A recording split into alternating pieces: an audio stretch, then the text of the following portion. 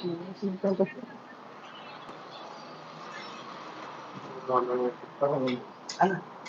you. I think the carpet is on. Thank you. Thank you. I think you have to close it poquito. Like close it so it's like, well, not close, start off poquito. Gracias, right there. Thank you. I get in here every day, but.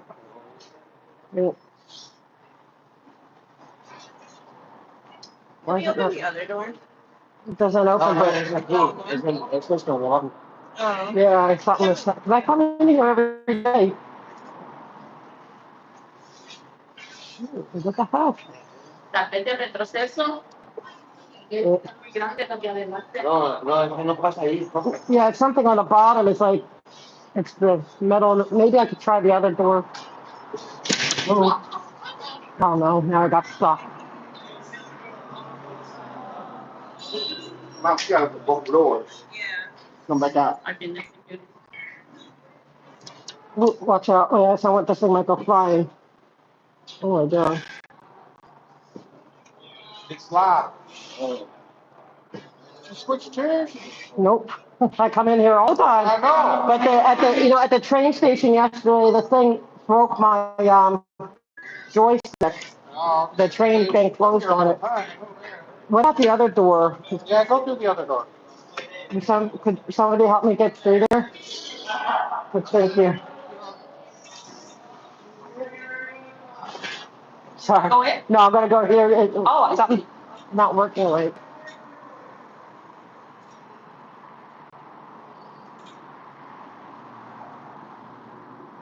Oh. Sorry, guys. The train broke my joystick, so it's like not, for some reason, it's not going straight my chair correctly, so I'm having trouble. I always get it here, almost. All right, here, I'll let them go. Go ahead. Please, it's sure. Sure.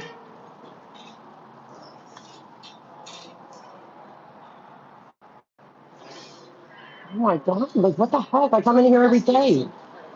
All right.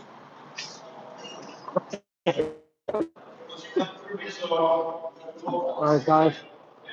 Take care. Do I give it? Can I go through here? Like, oh, can I just show you? All right, guys. I'm actually in horizontal. I decided to try. I mean, I think maybe once a week I'll try to do that. Hi. Hopefully my TikTok people will forgive me.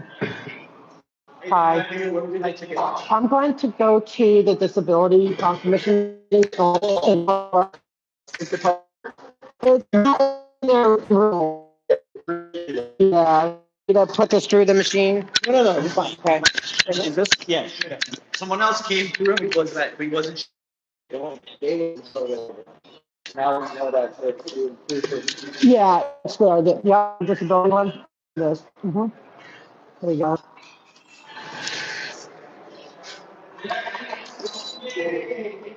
Yeah. Thank you. So you'll take it out of here? Thanks. Appreciate it. Oh man, I messed up my chair yesterday. The train had wait, hold on guys, I have to get off my earphones. Can you guys hear me?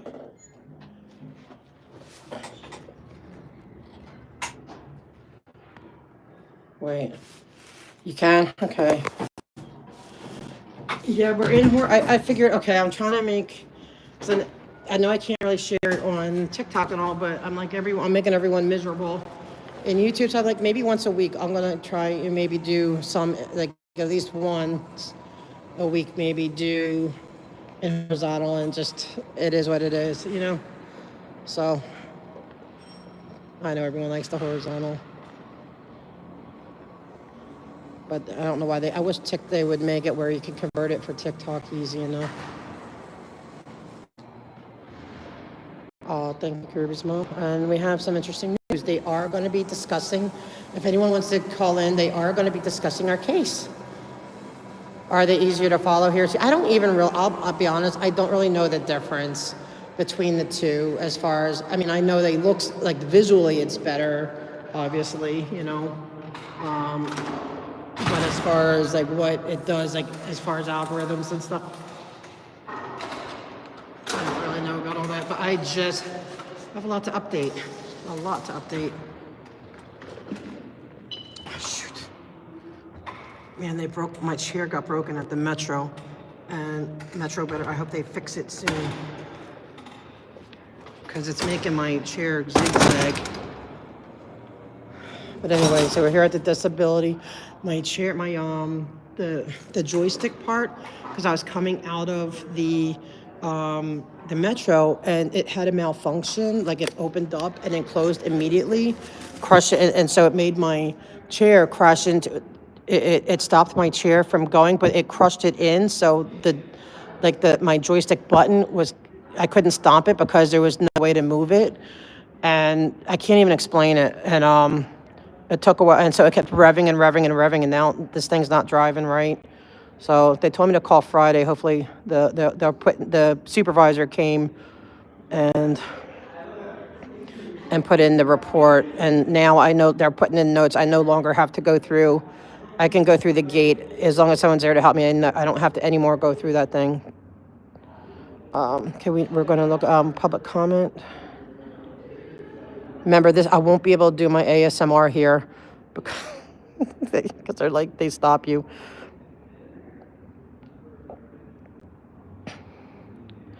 But guys, we will be on today's agenda. They are going to give a report. They did send an inspector out. I don't think she understood the whole thing, but it's okay. It's a start, right? They're taking us serious. They are getting involved, and they are looking into it. So we'll see what his report is.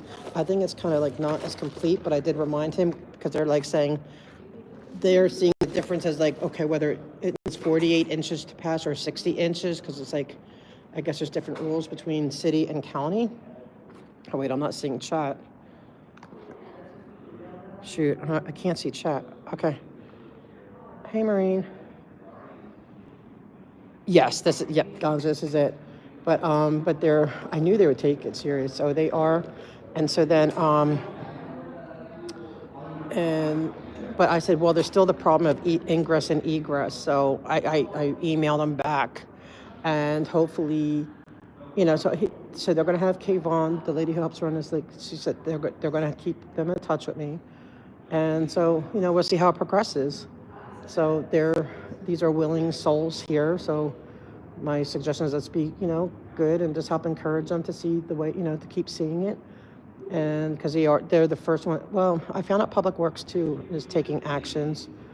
And the commissioners, they're not allowed to talk about it with each other. I just had a conversation with one of the commissioners, and they said that the city kind of bureaucracy runs low, but because they too are Brown Act, they're only, because of quorum issues, they're only allowed to talk to one person about an issue. So one commissioner can talk to one other commissioner. They can't talk to each other. And I'm like, you're right, and I get that. And so, but they said that things are moving on, to that. Oh, and they said that they heard it's going to criminal on the city attorney level. And I had heard that there might be a hearing in March or April, that it was canceled for February. I don't know how true that is. I'm still looking. And thanks to Kirby's mom, some things I can't talk about yet. But just one thing I did, there's a thing with the Public Works for the county. They said, and I reached out to them, even though I know it's county, but they did send a letter to the city to, and they forwarded it to the city and with a contact person for me. So, and which is great. So little by little, you know what I mean? So that's some massive updates. And then I have another big update and a call to action, and I'm going to talk more about it later. I don't know, right now, kind of getting crunch time for the meeting, so it may not be the best time. But let me turn this in. Hello. Thanks. Oh, yes. Can I turn that in? Thank you. Yeah. Thank you so much. Let me just ask which agenda item? Ooh, you know what? I don't even know yet. I know I think one of the reports, because they're going to be discussing the concerns we brought, I believe. Yeah. So I definitely want that one. And Oh, I have them right. 3 is usually our general public comment, but I think you're right. I think we do have one specific today.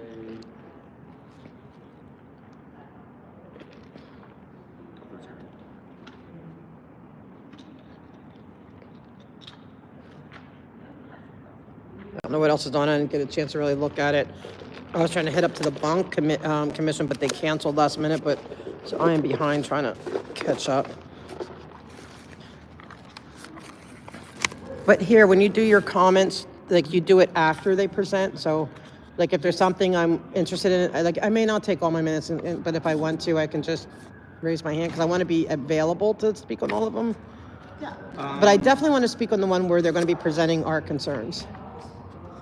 Let me check in with them because I can see 2 different spots where it might come up. So let me Okay. just ask them. Thank you. Check this out. Sure. Hey, DOA.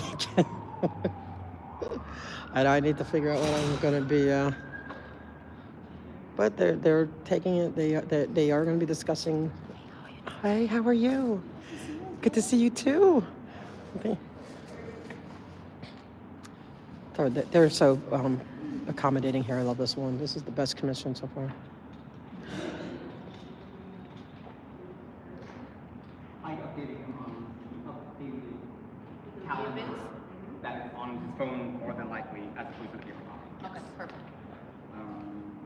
How much time do you give for the non-agenda public comment? The maximum time you'll get for any of them is 2 minutes. Okay. It's 5 minutes for the whole Total. meeting. Okay. So it very often breaks down to like two and one. Because that's usually how it goes. But it can be 1 and then 2 and then 1 or 2. Yeah. Okay. Hi, sir. How are you? I'm gonna put you on Fun hold. one. Oh, good. And yes, you're right. I should have actually said it in your notes. They did actually, you didn't do this yet, but I'll still send you this. Thank you. It's the same notes I synopsized for you.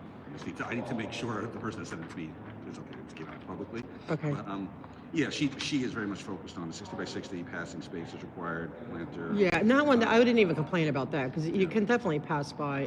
Maybe a little bit you can't on the on the fountain side only because because it's the sidewalk. I almost flipped out of my chair on it, and I did get stuck. I had to go in the grass a little bit because you can't get through because it's so broken, and it's because of the planters that made it worse. So so that one I would question. That's because that's on the city. And you're welcome to submit. Yeah. I hate to say it, because I can't even. No, I submit, did submit it. Yeah. What thing? They're back up $1 million. Right. It's like a 10-year. Yes, sort of.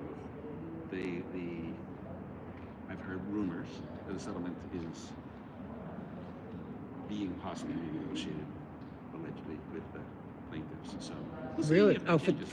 with the Willits one? Really? Okay. Right. Interesting. Okay. I seriously have not been in rooms. It's not like I have any particular information. Right, No. but there's always that little bit. That's really, I mean, Yeah. for like real happening, for real happening. They're not playing. So, because the answers are crappy. Yeah. Sure, we'll make the sidewalks accessible in a But in decade. 10 years, right? That's because I got that like official notice from the that it's it's 10 years. I mean, But the whole thing was originally it's like a 30-year plan. I mean, so the Right. whole thing was spread out. But even assuming we can accept that, as the plaintiffs did, it's not even on track, reasonable as Right. a 30-year plan. It's just right, it's like we'll get to it when we get to it. Like everything's 10 years, and But that's signable. So that I would question that 60 thing on just that one street. Otherwise, yeah, you can definitely get through other than that one corner. But you can't do any ingress or egress, from any vehicle, right. So I want to see, so including let the me- rose bushes on the other side too. It's actually Catalina too with the rose bushes, and they're getting bigger. So let me make sure I'm clear with her on this. She's saying, and it's not the be all end all. I mean, bottom line is she's Right. saying they need to be on Elrond, there need to be 6, because one every 200 feet. It needs to be 60 by 60. Oh, that's just, With the- that's just the passing space. Okay, you're right. It's not Yeah. an ingress space. Yeah, the ingress From the they're because street. they're so close. There's no way there's even 3 feet. She's good. She's a godsend. I don't want to. Right. Again, I mean, Rock the boat. probably find her. Don't say rock the boat. Right. I mean, she's a godsend at rocking the boat. I don't want to Right. her direct personal email out, honestly, to the public in general. No, you don't have to. No, I'm actually just thrilled that you're the first ones that I felt like are really hearing us and and helping us. By this, and they'll tell you, it's like really and literally we heard a month ago, 2 months ago, I think it was last month. Maybe, or their last meeting, I think. Literally within days that might have been the next day. 'Cause I'd rather get chemo at that. Oh, I'm so I sorry. talk about the personal stuff. Thank you. Public heat. Like chemo at Kaiser every 2 weeks. Right across the street. Right. So I'm like, hello. So Yeah. I didn't walk it the first time, but I drove it and saw at least I saw the front and the back. Didn't actually go up. They didn't try to kick you out. Sunset. I did Sunset and I did Fountain. And the Fountain side again is the horrible side. Yeah, And I was it like, is. Okay, I see this. And I told Allie about it next week. And they were already following up on it. They followed up from the original request. Good. So this one's a godsend. She understands ADA. She's an advocate. She understands a lot. I don't think you have to be an advocate. She wants to follow up. Right. And that's all we want. Like, if they want planners, then do it according to the BOE and do it correct. But don't like throw us under the bus, the ADA. And, I mean, there's a lot of, I have a lot of issues with science. It's more than just that. But this is the one that got me, like the absolute like disregard and disrespect. And I get these departments are responsive too. And so not to defend them per se, but they have been working on it. So like, you're working on it, tell somebody working on it, people will feel better. If you're for real in working on it. Right. And so yeah, I felt better just getting the email that it's being worked on. That made me feel better. From left and right. I want to say, I don't want to make up a number now, but I mean, it's not like they did it twice. I feel like they've done it like 6 times. Really? Oh, that's good to know. They've been citing them. And so now it's being sent over to the city attorney because they've apparently not responded at all. Or they... Well, I hear they have some big lawyer named Bill Delvac. And I hear he's been, because I got, like, I got a CPRA request on it, whatever, and that he's been bad, like, he's been, like, throwing me under the bus, saying, like, I'm a big, because they're saying I'm not agitating them, I'm just advocating for the ADA community and for victims, But, so they got this big shot lawyer now to try to help them with all their, like, they want to privatize the street, so we can't be there, and they want, and they're trying to say that, that like they're the victims, so they can have these planters like that. They're not victimized. Like, no, they have not been able to get one restraining order or one criminal conviction against. They're peaceful protesters. They're the ones who are causing, the people to get injured. Protesters getting injured. I'm going to say this amount of policy. I'm Right. agnostic in that space. The bottom line is they can follow the law in minor village is make sure that Exactly. space is Right. And set of rules we can go on. Exactly. It's not just them. It would be anyone. The road, so that's something gets a little peripheral in our space, but if it's a city, I assume the city has to do it. Well, I'm hoping that it doesn't happen because it's a main artery to Kaiser, and it's not fair because it puts all the burden on the other streets, and it keeps them. They just don't want people seeing what's going on there. Sure. So, again, whatever that, my words Right. intentionally, whether the politics are, their social, or who they are. Right. The bottom line is Obey basic the law. things like the access to Right. artery to Kaiser is something relevant, and that needs to certainly. It's one of the things I'm glad to make sure at least gets referenced in that conversation. Whoever, I will. My whoever public makes comment. sense. I'm going to be mentioning because I want to say that they're trying to privatize a street that's a main artery to a major Kaiser hospital because that's unfair, and then it puts the burden on the surrounding streets. Then they have to take, Which are already out there and tight. Right, and then they lie. They've been lying, saying it's a no parking street, and it's not a no parking street. They had like a parking thing for Fridays, no parking for 1 year, but all these years they've been claiming no parking, and the city. I told the city to prove it to me. They can't. So now they're all scratching their heads. Wow, this isn't even a no parking street, and they don't even know it themselves. Oh, that's fascinating. And actually, I would argue that does tie directly to your initial point raised around if an access fan. I mean, I guess an access fan is parking, but the fact. But an access fan is picking someone up or dropping them off on a no parking street. It probably does matter a little bit. So I'm actually curious. Right, I don't want them to play with that. Right, but the fountain ones that the other ones they definitely, but you still could get dropped off because parking it's not a red. There's no red line. No, that's the thing. That's why I want to find out. Yeah, there's no red. Who assigns that and what the story is. Yeah, and the city's still trying to. They're all scrapped because nobody's asked these questions before. They just always left it alone. But this has gotten so, like I said, it's not even just Scientology. It would be if it's any organization, putting so much effort, and having so much of like a hand over the city, where the cities, I don't know if they're afraid to deal with them or. And honestly, I don't know. It's one of those weird things. I can't tell you. Like, I haven't talked to anybody directly to say, right. Yeah, oh my God, it's a problem for us. Some people will tell me honestly. Right now, it's just sort of we're inciting those jerks. And so, anyway, let me run to get All right, sure. Thank you, sir. Good to talk to you too. No, thank you. Thank you. All right, I'm gonna go check.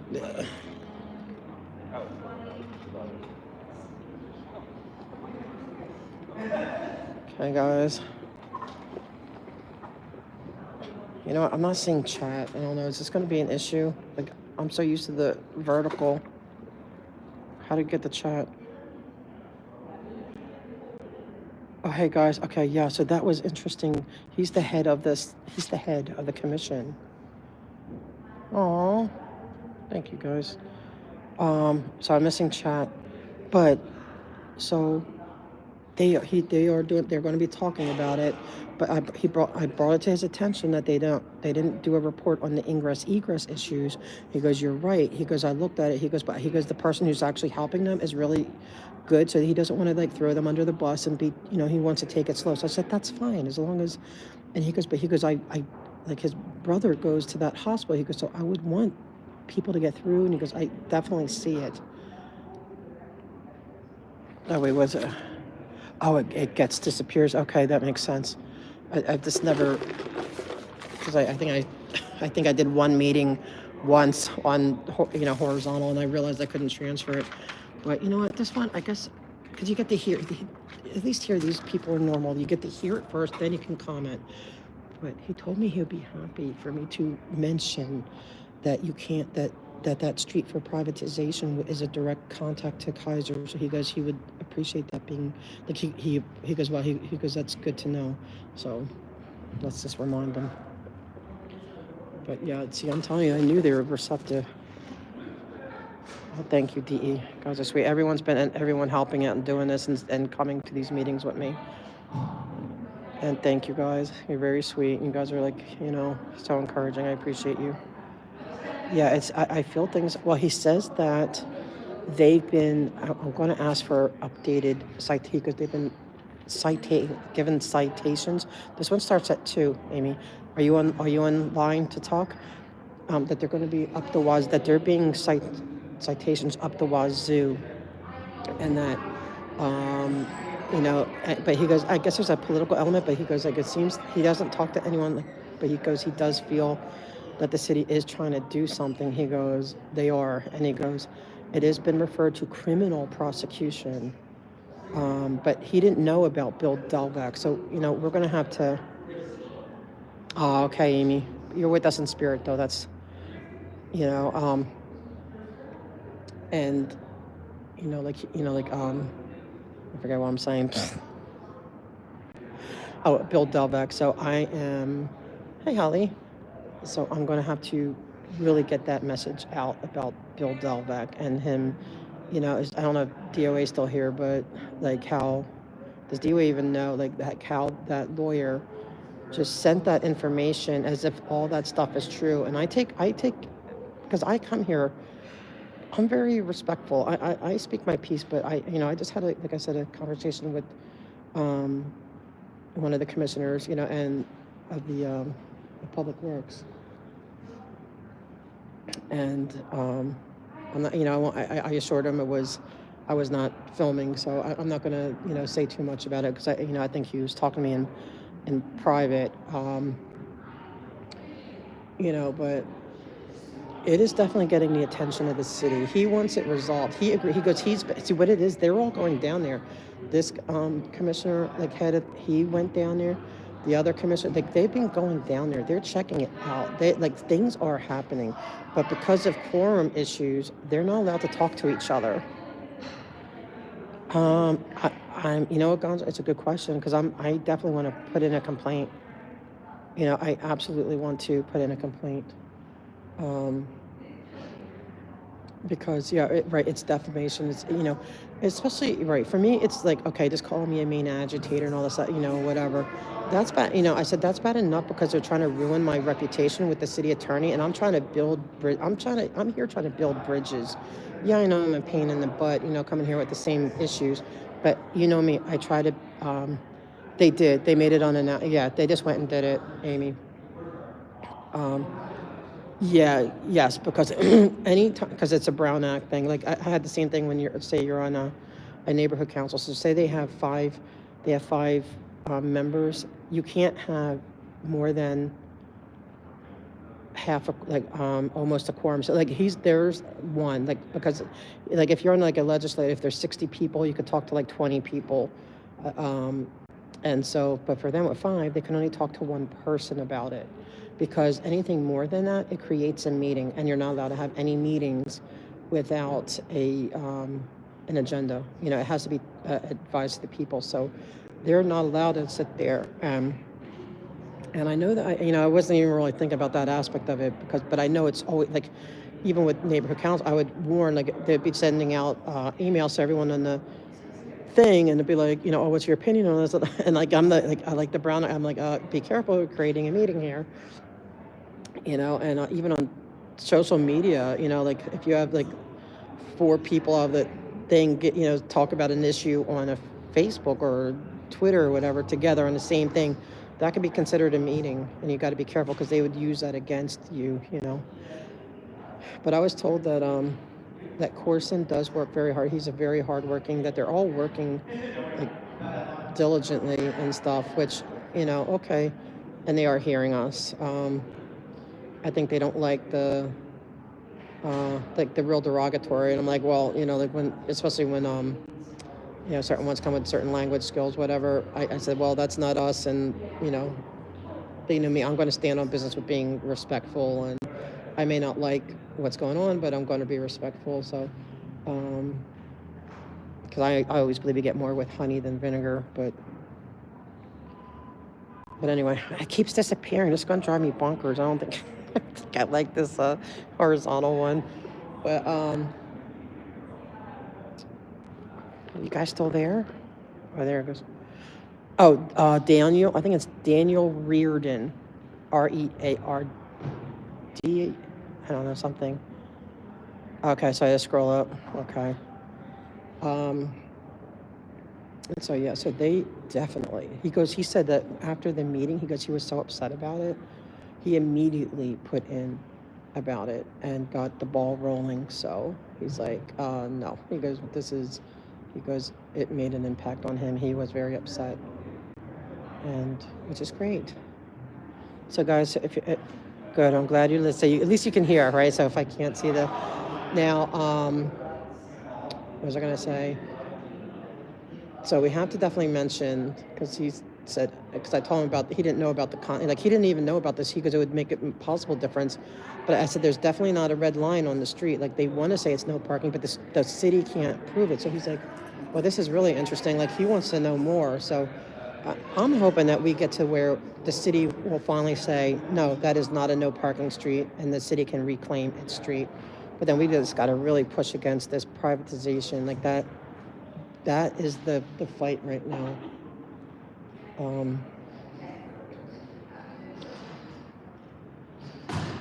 And I was here too, like for the bonk meeting, but they canceled it last minute. I wanted to go there because I wanted to talk to them. They oversee the neighborhood councils. Because remember when the neighborhood council guy was saying he was suicidal and stuff, and the board just kept going on, and that freaked me out. Like, it's because they don't know what to do in those situations. They've never been trained, but that meeting will have to happen another day. But anyway, is this better for you guys? Do you like it? I figure I'm going to try once a week to do it, like this.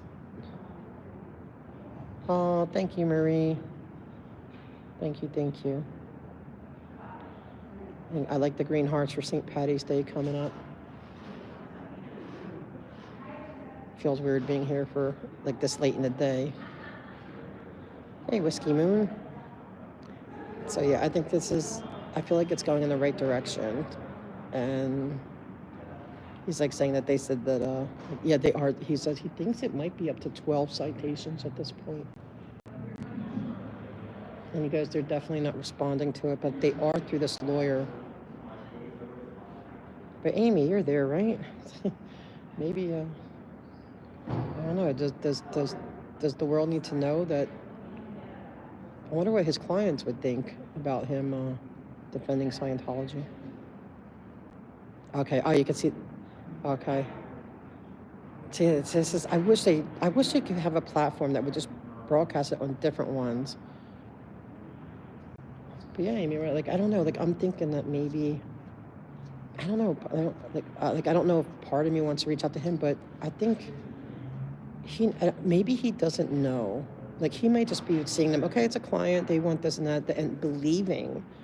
Because they're so manipulative and good at it. He might be believing everything they say, but I wonder like what his clients would say if they. I mean, maybe they wouldn't care, but I don't know. How do we get his attention?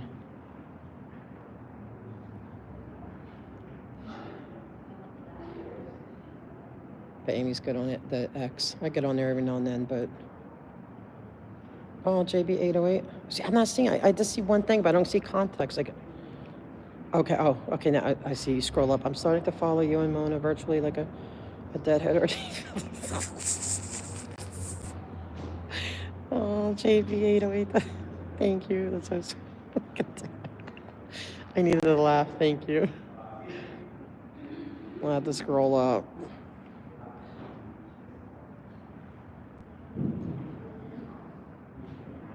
I don't even know what the gifting memberships. Oh, I have, I think memberships, right? I don't know how to do that. I'll figure it out. But sure, because I know people have asked me to do memberships. I don't think I could do it right now, though. I'll do it. Thank you, guys. Oh, GM is so sweet. Good afternoon to the Commission. Oh, there you go, Amy. I didn't know that. Welcome to the Commission on Disability meeting. Remember, I can't talk here. They get upset and I don't want to piss them off. We are in the Board of Public Works hearing number 350 at City Hall 200 North Spring Street, Los Angeles, California, 90012, and virtually over Zoom. I'm President Akiba Tagawa, and I will be chairing this meeting. I am female of Asian descent, identifying as she or hers. I am a Generation Xer of short stature and with short gray hair. Today I am wearing a colorful dress, blue, green, yellow, white, and I have glasses on. I'm going to go over some housekeeping items before we get started. This meeting is being recorded, therefore we ask that when addressing the Commission, you speak close to the microphone and only one person at a time. Please state your name each time you speak. The meeting is also being live streamed. Individuals who wish to watch this meeting may do so by visiting disability.lacity.gov. Click on the Commission on Disability meeting agenda link. Find the agenda for today. The meeting link can be found in the agenda. We will be following the agenda order. Agendas are located on the table by the entrance door, along with speaker cards. Individuals who are physically here and wish to address the Commission must fill out a speaker's card and specify which item or items you are going to speak on. More instructions on public comments will be provided by our executive assistant. And at this time, I will tag Kayvon to continue with the meeting. Thank you, President Tagawa. My name is Kayvon Rutherford. I'm the Commission Liaison. I'm an African-American woman with a burgundy jacket and black pants. I would like to start with roll call. Akiko Tagawa. Present. Mary Grace Mario. Present. Myrna Kabama. Here. Commissioner People has let us know that she will be here. Melissa Slipper. Present. Aaron Hopkins. Here. Commissioner Benassi has let us know that she will be absent. And Robert Williams. And George Pasadale. Kayvon, Commissioner Williams has just joined us. I would like to recognize Commissioner Williams as being here. Remember, guys, they don't let me even whisper here. Just a reminder. They're already looking at me. But hi, guys.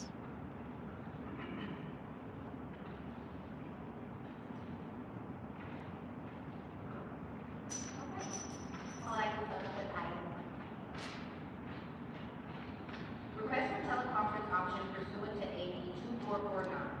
In accordance with AB 2449, Section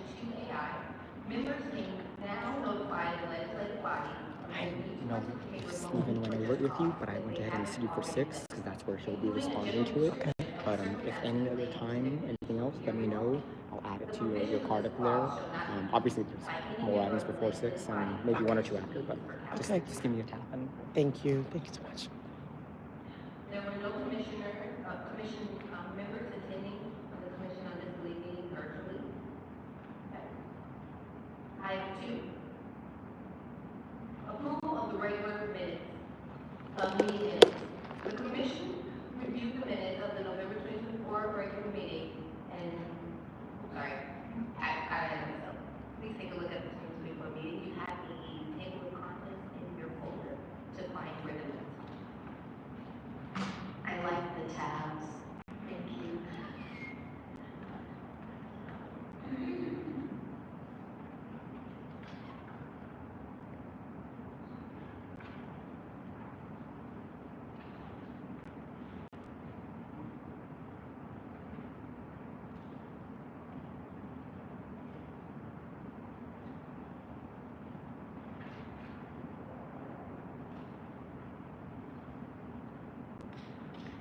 Any actions?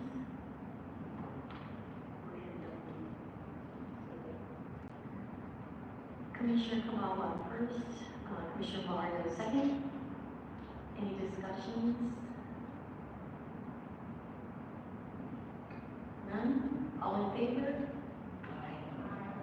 Any abstentions? Okay. So moved.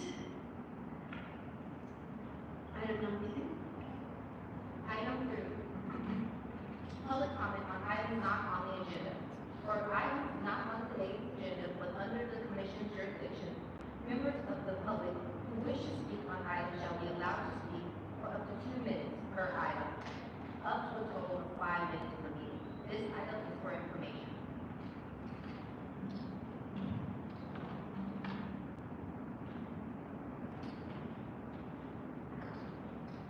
Kayvon, I would also like to formally record that Commissioner Cable has arrived.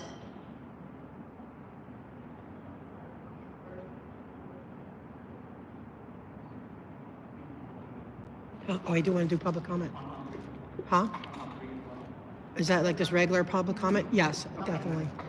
We have virtual and in-person comments. Okay. Sure. Sorry. Thank you.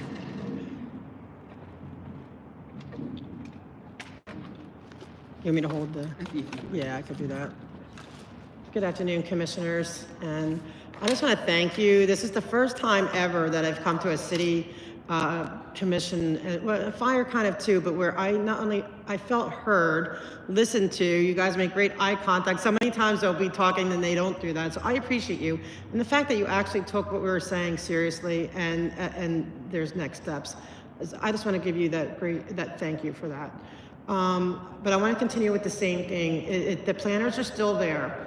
I did see that they removed a few of them, like on a far corner, forgot to mention that, but the vast majority of them are still there. And it's all still on both sides of Fountain and all up and down L. Ron Hubbard Way, and then all the roses that are on the easement of Catalina. And although, yes, you can get through the sidewalk, you can't do any ingress or egress from any kind of paratransit vehicle or even a car, because you can't open up the door to get in and out. We've seen their own people, their own parishioners struggling. Even they have several blind parishioners, and they're struggling because they use the cane, and they're having a hard time properly using the cane because it's so tight right in front of the doors of the buildings they need to go to. And they have several people on walkers as well. And it's just I don't understand why they're doing this. And I mean, I understand they don't want protest. They don't want anyone protesting or being able to encamp or do anything or to be there and eyes. But they are breaking the law to do this. There's legal ways to, if they want planters, because it's not really about planters. If they want planters, they can go get planters through the system, but it's got to be ADA compliant. They can't break the laws. And I also want to say that they are trying to get a street vacation, but I'm also going to be talking about it's a direct line to Kaiser Hospital. And as we know, plenty of people, like whether you are permanently disabled or disabled in the moment, need the quick access to a hospital. And so I will probably be talking about that issue in the future. But for now, thank you for at least hearing us, and I appreciate everything you're doing for us. Thank you. Yes, Steve. Thank you. Manager from Disability, African American, role in last session sport jacket. Since the commission asked the department to look into this matter, I do a brief report during the executive director's report on this matter. Thank you.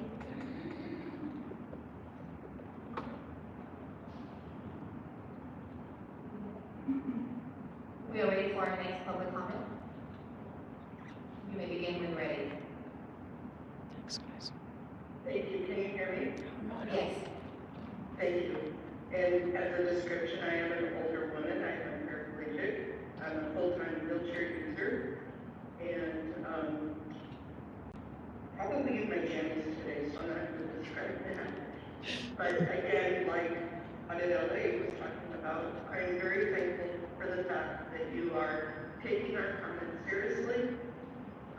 Again, I would like to let you know that I am a prior DIPTAC director, so I'm very familiar with the ADA and very familiar with the issues pertaining to the Title II, discrimination and violations. And so the planners, yes, down on Elrond Hubbard Way and Fountain Avenue and the Rose Bushes along Catalina are definitely under Title II, discrimination and violations. So the reason why they have an air audit, talked a little bit about it, was to prevent First Amendment protesters and the First Amendment people from being there, from the encampments being there. And the main reason that they do that is so that way we don't see what's happening behind closed doors. And I know that the violation or abuse, all of that is none of your problem. However, one problem that they do is they don't believe in mental health. They don't believe in psychiatry. In fact, they abhorrently oppose psychiatry. And so no mental health, no psychiatry, no psychiatric drugs. And if you need that or want that, you are completely disconnected from the church, from the society, from the community, and you're kicked out. So that is one of the main problems, and they cause psychiatric and cognitive disorders and abuses. So their doctrine, policy, and practices cause problems that then you're not allowed to go and see a doctor about, or see a psychiatrist about. Thank you. Great job, Mona. Oh, thank you, tons of fun. Our next caller. I love your passionate drive for the disabled. Thank you so much. Hi, can you hear me? Yes. Gotcha. Alright, so I spoke at the last meeting during public comment, and I really do feel like you heard us. You guys listened, and I want to say thank you. Those planners are ridiculous. There's like 200 of them. And my friend uses the paratransit because there's so many of them. There's no spots to get dropped off in that area because of the like 200 planners. And I really appreciate that you're hearing us and you're trying to do something about this. And that's all I gotta say. You'll get my time. Great job, Gotcha. They heard us. Thank you. Do we have any more public comments? Yes. Thank you, Peter. Public commenter, you may speak at any time. Yes, hello, can you hear me? Yes, we can. Thank you, I appreciate it. I gotta say, just shout out to this commission. This is the only commission I know in Los Angeles that will actually listen to the voice of the people. I'm here today because I just want to support the two violations that spoke of earlier. There are in fact major blockades of the public right of way. They're working panelists on set. And it made my heart race because I watched that poor woman on LA actually get stuck on that there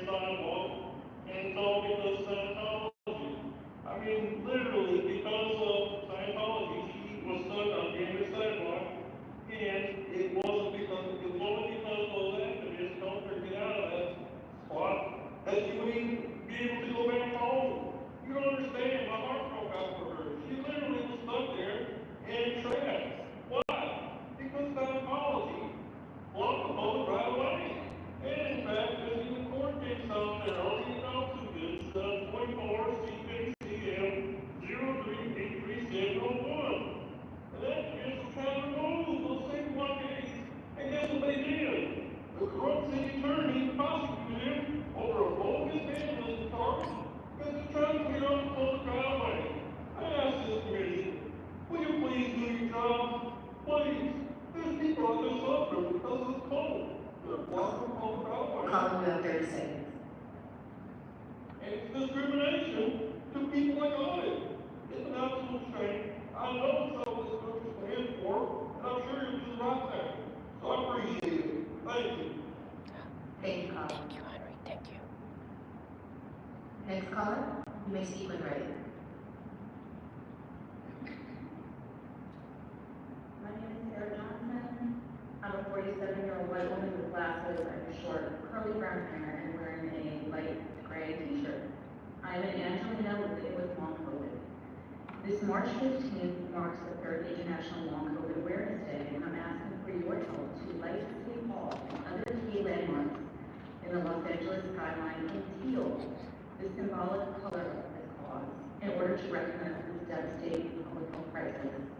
As members of the Commission on Disability and the Ad hoc Committee on Disability, Culture, and Legacy, you have a unique opportunity to advocate for the recognition and rights of long haulers. Lighting City Hall in teal would align with Los Angeles' ongoing commitment to advancing disability rights and set a powerful example of inclusion. While COVID is a disability under the ADA, and I'm among the estimated up to She's like there, like Mr. Knight. Americans affected. It develops in 10 to 30% of COVID cases, not people, cases, which means it impacts everyone, including fully vaccinated and children. Despite the over 200 documented symptoms that affect all body systems, there are currently no effective treatments. The pace of research and the cultural response do not match the emergency of this illness.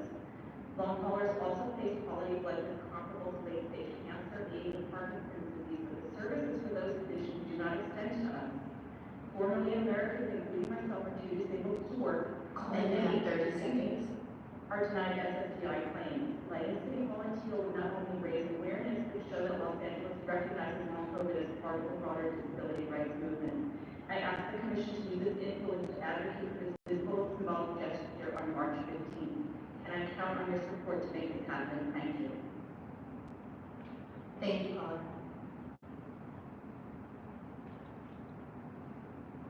Public speaker, you may talk when ready. Yes, hi, this is George Casares. Can you hear me? Yes, we can. Yes, hi, George Casares here, ex-mayor of Florida, and I just want to come out to you more and explain. The fact of the matter is, you have Scientology in your backyard, and they are in fact a domestic terrorist group, and one of the ways in which they continuously violate the law is by blocking the public right away over at the 4810 West Sunset Boulevard campus, also locally as a school building. And as somebody mentioned before, there is in fact a frivolous criminal case because somebody tried standing up for our First Amendment rights and tried standing up for those that are disabled to clear out that blockade. An unlawful blockade, and a damaging blockade. A woman was trapped there for hours. Why? Because Scientology hates the disabled people. Scientology hates human rights.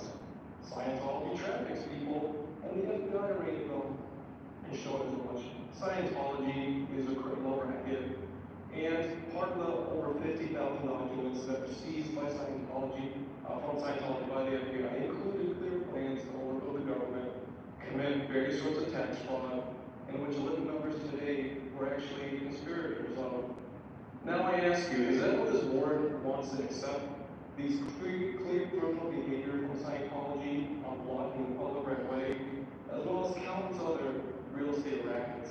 You have the authority to do something about this, and it's in your purview. This is the legacy that you and your kids will see. Caller, you have 30 seconds.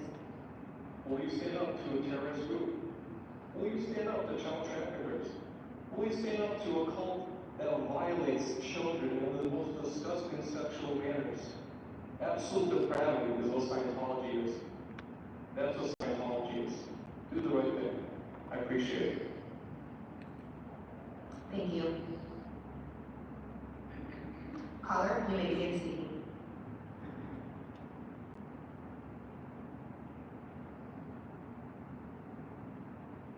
Yeah, but I just want to say this is just so much support all the other people that have spoken so far in against Scientology. It's just crazy. I mean, you guys gotta see some of the stuff that they do to these people. They're sending people to slash their tires. There was a child today, a child predator was harassing a child and his mother, and they're affiliated with Scientology, and that's what they do. They just harass people non-stop. They block the public right of way. They send criminals to harass people at their houses, and let's not forget, they do in fact traffic children. Part of their auditing is where they literally make children ask grown adults all sorts of disgusting sexual questions, and they videotape it.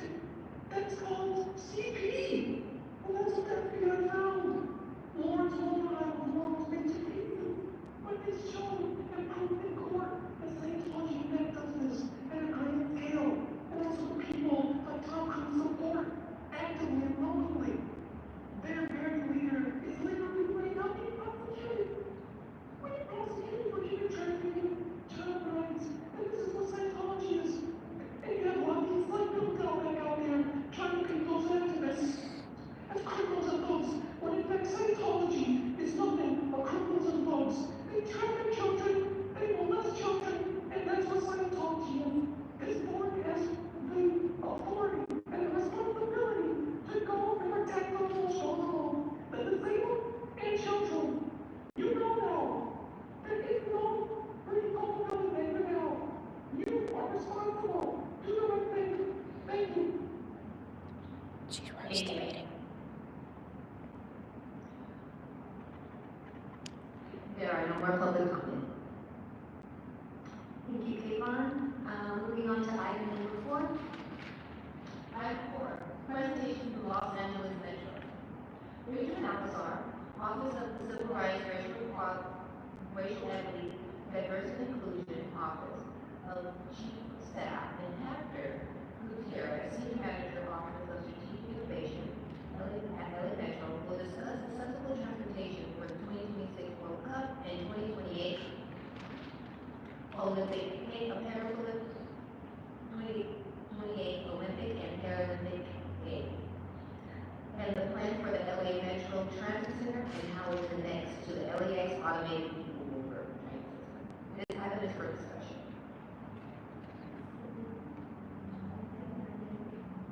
And before the presentation starts, I wanted to note to the commissioners that the purple tab has the slides for the presentation.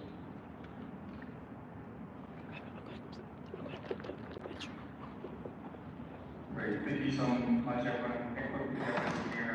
Senior Manager with LA Metro and the Office of Strategic Generation. I am a light-skinned Latino, glasses, wearing a jacket today. During the end of the presentation, I'll hand over to my colleague, Ben Alcazar. Next slide. So during today's conversation, we'll talk a little bit about the game's context, talk a little bit about some of the work that LA Metro and some of our partners have been doing to really think about accessibility and the work to come over the next couple of years to prepare us as the world is in the Los Angeles. We'll talk a little bit about why it's important to think about accessibility as part of the transportation aspect of the games. We'll discuss a little bit about the progress so far. And I'll hand over to my colleague Ben Alcazar to talk a little bit about our efforts around accessibility and a little bit of an update on the Metro Transit Center. Next slide. So just some games context for folks here today at the commission. So as we anticipate the world within the Los Angeles, we expect anywhere from 10 to 15 million tickets to be sold during the Olympic and Paralympic Games. That translates to close to 700 ticketed events that will see over 60 days, more than 3 million attendees, over 60 days of operations for the games and Paralympic Games. That's the equivalent of hosting 6 Bowls per day as we approach. Next slide. So as we think about the Olympics and work to come, this work is not solely done by LA Metro, it's done by our games executives, which is comprised of different agencies across LA County working together to deliver and support games operation as we get ready.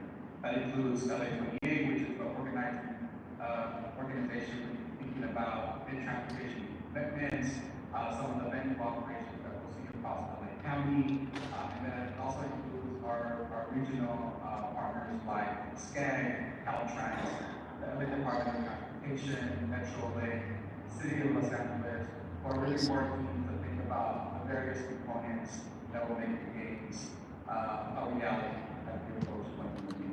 So as we think about the role that these agencies play within the system, we're looking at things like our transportation system, how we think about our the different routes that will get us to and from the different games, how we're thinking about traffic management, as we see 15 million additional people coming into Los Angeles, how are we thinking about legacy investment that really is supporting the development of regional transportation as the games come and be in Los Angeles. Next slide. And so as we think about transportation and growth, right, the games transportation objective really provides safe, fast, and reliable transportation for athletes, members of the games family, spectators, of course, and importantly, and we want to make sure that our system is taking care of all that reliance to get to and from medical appointments, to get to different jobs, but also making sure that we have accessible transportation for all that come to the region to enjoy the game. Whether you're living already here in Los Angeles or you're a visitor coming from other parts of the country or the world to stand and enjoy the beautifulness of Los Angeles. This game is a transit first game, so there is very limited parking at venues. And so many of those stakeholders that will be attending these games will need to rely on public systems, bus and rail to get to and from the destinations. We're also working in partnership with departments like Access Services to make sure that we have accessible transportation and thinking about accessibility from the onset of planning efforts that we're supporting. The goal of it is to really maximize legacy benefits for the games so that once the games come and go, that lasting legacy continues to be here for actually to benefit for generations to come. Next slide. And so one of the things that Metro has done to get ready for this is develop our mobility council plan for 2028. This really establishes the vision and establishes how Metro will lead mobility services for the games as we approach 2028. It really identifies key projects that are achievable by 2028 to provide that lasting legacy that we want to see to support game mobility, but also lead that legacy for the region as transportation continues to be the backbone to move folks across the region. As part of this goal, we've also identified accessibility strategy, which really is a coalition of different partners and stakeholders that we're looking to work with to make sure that as we get ready to think about our transit system, we're also thinking about transit as a whole, how we think about walking, bowling, and all the accessibility that are needed to make sure that we make this the most accessible games of the Olympics. Next slide.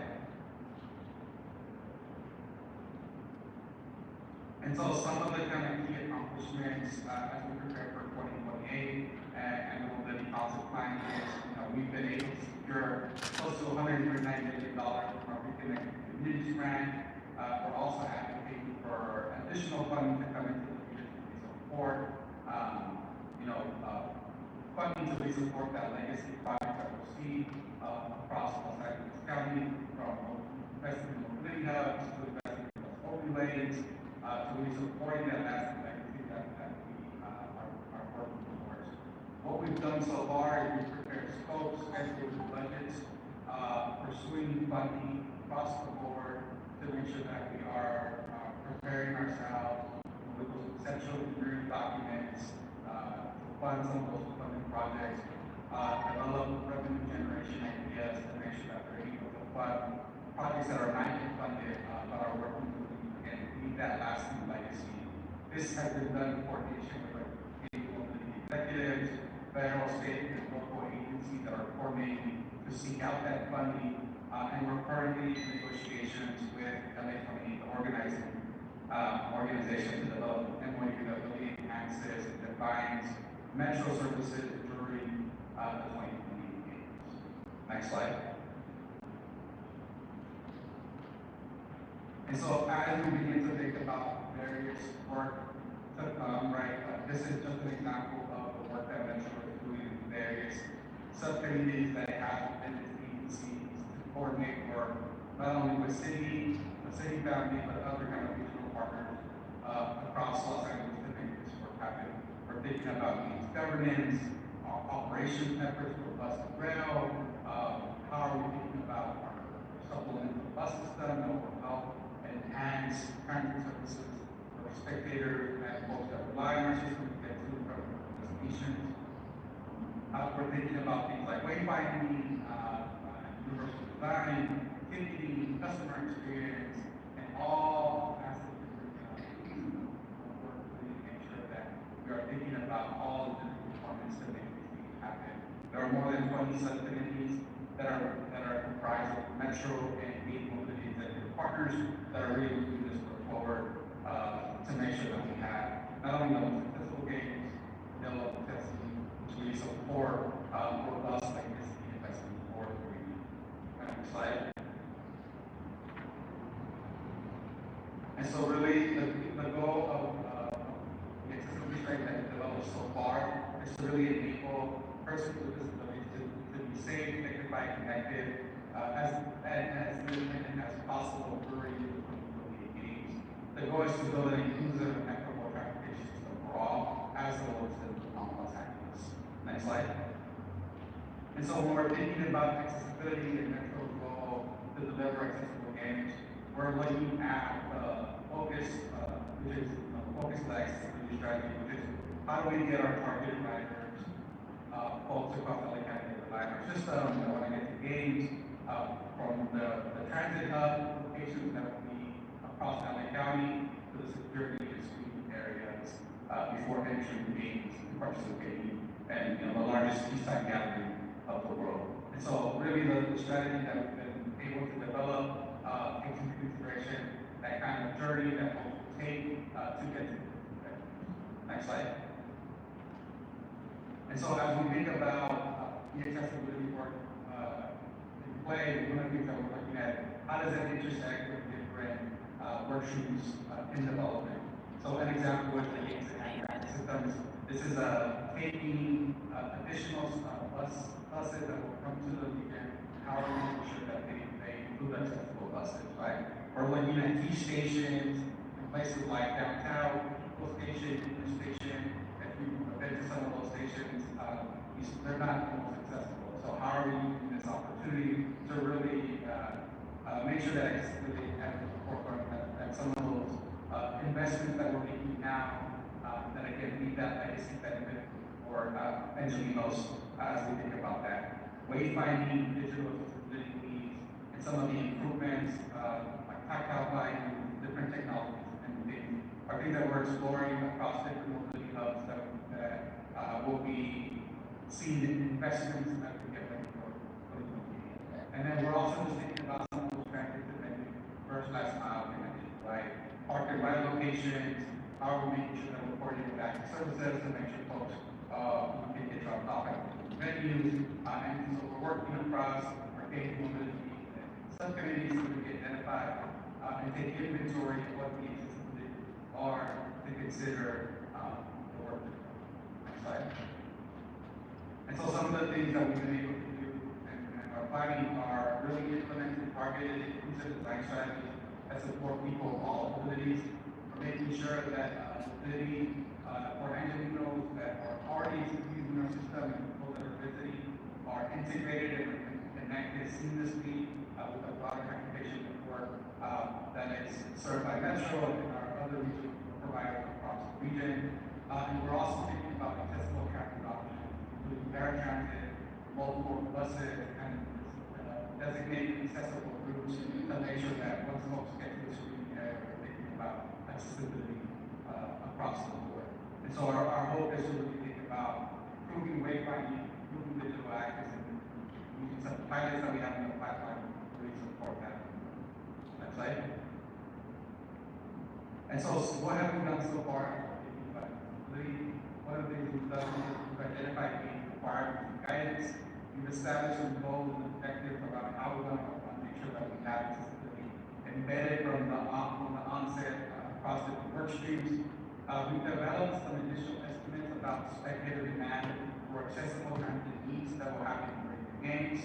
We've determined what are some of the accessibility needs by our operators and some of those supplementary buses that we'll see. We're also benchmarking against other major sporting events to identify opportunities for improvement. So we'll talk a little bit about FIFA and some of the work that we're kind of thinking about effort. And so future work that we have thinking about accessibility. We developed a report that kind of shares out the progress. We're sharing that report out with stakeholders. We'll also be conducting additional engagement, working across our capability executive partners to implement strategies to improve accessibility and piloting some of these efforts during the right? 2026 we have FIFA, 2027 we have Super Bowl, and other major events that are coming to the region that will help us get ready for the Olympics. Next slide. And so one of the things that we're doing is we are seeking a lot of federal funding, but a lot of the investment that we're already seeing in the region is coming from local, state, funding resources already available. About $12 billion in local and state funding to fund more than 20 projects to really deliver or be delivered by 2028 to really support regional mobility and keep that legacy. Some of the delivery commitments that we have on the books is the Prince Shop LAX line, the regional connector, the purple line section 1 to connection, and a little bit about the airport network we'll share in subsequent slides. Metro has spent about $10 million to date planning for the 2028 games. That includes developing strategies, looking at spectator demand, and a number of different strategies to support and get us ready. Next slide. And so now I'll hand it over to my colleague, Ben Akhtar, to carry us through the rest of the Thank you so much, Andrew. And Ben Akhtar, from Central Office of Civil Rights, Senior Director of Civil Rights. I'm sorry, Presenter Lee, we're having a hard time hearing, well, I'm having a hard time hearing you. Okay. And I also want to remind the commissioners that it is not work related to the commission to please abstain from using your devices. Okay. So, just a good afternoon, our Metro Office of Civil Rights and Senior Director of Civil Rights Programs. And thank you, Metro, so much for your presentation. We'd like you to address now the status of the airport Metro connector and Metro. I'm sorry, we're still struggling to clearly hear your presentation. Oh, okay. Sorry, I think it should. Give us one moment. They're checking devices on this end. Okay. Yes, I think our sound is on the max that we have also. So that might just be speaking to the microphone. We're sorry, maybe it's slow for us. I appreciate it. Oh, my pleasure. All right, very good. Let's see. The other thing, turn up the message. Can you hear me a little better now? Keep going until it plays out. Yes, because not an issue. Thanks. Okay, so we just would like to talk about the what we call formerly Airport Metro Connector. It's now called the Alliance Metro Transit Center, and it's located at 96th Street and Aviation Boulevard. And so this center is multi-level. There's a ground level for the metro rail and a bus plaza, mezzanine level, responsive to retail, and then the automated people mover. The budget for the facility was $890 million. Construction began in 2021, and we're expecting the facility will open summer of 2025. And this is part of the new line that opened a few years earlier and connects Crenshaw line to the green line of the sea line to Alcohol. So currently, there's three bus shells connecting the E line or Expo line to the Crenshaw line of the sea line to Alcohol. And those shuttles will continue to run until the airport metro connection is open. Next slide, please. So this slide is showing a graphic of the layout of the area around LAX. And we have the K-line heading to the middle of the page. And on that line, you can see a circle representing the airport metro connector or LAX MPC Transit Center. And then there's a dashed line crossing over that goes into LAX that represents the automated people mover. We'll talk a little bit about that in the next slide. So the LAX Metro Transit Center has two light rail lines that is the C line, only the K line, and the K line, Crenshaw line. On the bus plaza, there are 16 bus stations for Metro and municipal areas. Metro Customer Service Center on the ground floor. A retail space that is also a light hub. And it is designed to direct connect you see the LAX automated people mover, sometimes called the ATM. So there's a great exciting accessibility feature with this facility. So we have 88 tactile directional paths that connect all key locations for customers. So from site arrival until your boarding platform and vice versa, a blind customer will be able to wait by the station quickly and efficiently. There are some large street information kiosks on the plaza and around the station that have interactive controls, audio control, and have rail and packet signs as well. And all barricades in this facility are AT gates. So there are no turnstiles or all paddle gates that are wide enough for the wheelchair accessibility. And then there are many elevators as well. 10 elevators available to the public in this facility. They are intended elevators so that if one goes down to store access, and there's many escalators as well. The exciting thing about the elevators is that this is the first facility in Metro that has hands-free activation.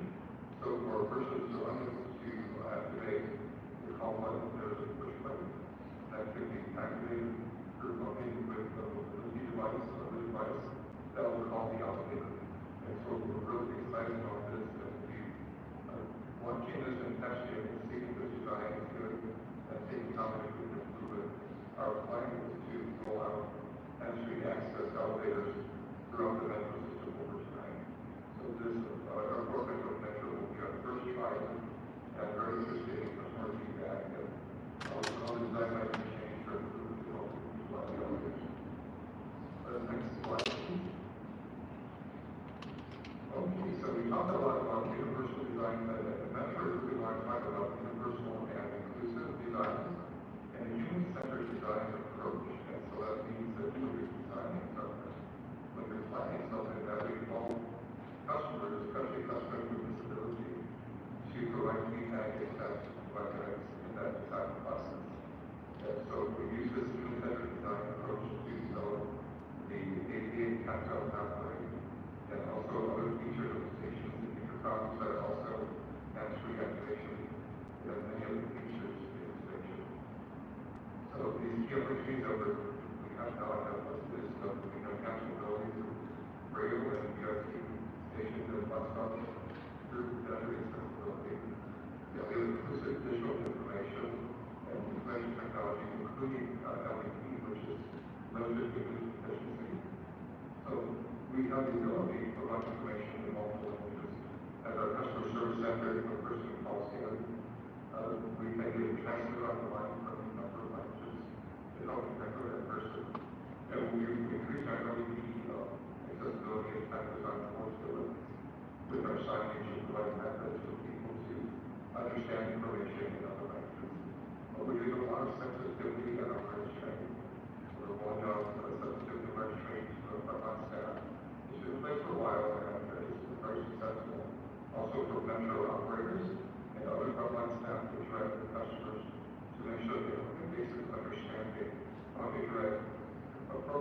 connected with a person with disability, like an LEC person or other individuals. We're thinking about regional government agencies, industry partners, and are sure that this policy alignment between all the agencies and that very interesting because we get strides our purpose. Next slide, please. So there are some accessibility pilots in preparation right now, so that actually access to near problems of the units now that are actually accessible to the users that we design to be even more user-friendly. It also includes a digital screen that as someone is speaking prints out a visual characters in large print what you're saying and what the person actually calling is saying. So it's very helpful in station labs that ability for persons that may have hearing impairment or impairments. The ADA technical guidance system is being expanded throughout the system, most recently to regional connector stations. And we're still getting feedback on that as well, so we're getting some feedback at this very moment for the next few weeks regarding design and outputs of improvement. In the future, we're also using some voluntary initiatives, so we want to develop initiatives that are like educating accessibility, and this will include people with disabilities and multi-level persons as well. And then we're looking for ways that we can improve accessibility as well. Next slide, please. So one of the new things we're working on now is an accessible mobile wayfinding application that customers can use to navigate from the arrival at the station to the station and connect to the services that they're attempting to connect with. And this mobile application is applicable by blind persons, and so it is blindly accessible as well as accessible to other individuals. It's accessible audio and visual guidance. And the general is the trips report from the webinar connecting and station and connecting back to a bus stop to the station. We're enhancing disability sensitivity over training. We use hands-on training, things like cycle guide and how we can help appropriate approach to the blind customer and offer assistance if they want us to speak, guidance through disability or pointing the vehicle. We're expanding our interpretation and translation, and we'll be seeing more in multiple languages at Metro, so in web, in print, in signage, and on reference to person, we're attempting for people to speak multiple languages. Another new initiative are commute and recovery rooms. I think we're going to have this will be a major Metro brand. So here, someone can go lower than foot, and so there's that for recovery. We can keep on the trip. And so what we have is open doors opportunities for people who currently are the only full trip because it's that real flow. And there's more to come. There's additional efforts supporting accessibility and mobility. Very excited to have the games coming to Los Angeles and to provide a gaming center. Of course, it wasn't even the first to how we provide that great achievements and usability for persons. So not just something going compliant, not just ADA compliant, but it's something that should be. So we have Metro design criteria that we developed that exceed the ADA requirements and state California requirements, and those design criteria are based upon feedback from people with disabilities. Next slide, please. And then here's our contact information. So Hector Gutierrez, Senior Manager, Office of Strategic Innovation, and his email and phone is here. Phone number is 213-444-9304. And so, and I'm Benjamin Alcázar, Senior Director of Office of Civil Rights. And my phone number is 213-598-7680. And thank you so much for putting great being with me today. Thank you so much for my help in this presentation. I'll respond later. They don't want you to talk in here. I'll respond after this. Thank you. Thank you. The first comments, questions from commissioners. Commissioner Cable? Yeah, sure. That's it. Hi, this is Commissioner Cable. I'm a white woman with short, white, blonde, brown hair, and I'm wearing a green shawl. I use a wheelchair for mobility. Thank you so much for your presentation. It was very insightful. I hope that you can share with the Commission and the Department of Disability your Metro Universal Infrastructure Design Strategy as well as the Mobility Concept Plan. That would be very helpful. Thank you. Yeah, this is Hector speaking from Metro. Yes, we're more than happy to share those documents with you all of the moments and that. Thank you, Victor. Thank you.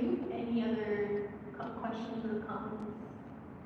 I first wanted to thank you for this very promising plan. I did wonder, I know there were some mention of neurodiverse populations, but wondered, we had a presentation about a year ago regarding hidden disabilities and lanyards or symbolizing in a quiet way so that people with hidden disabilities have a way to kind of hint at the need for help.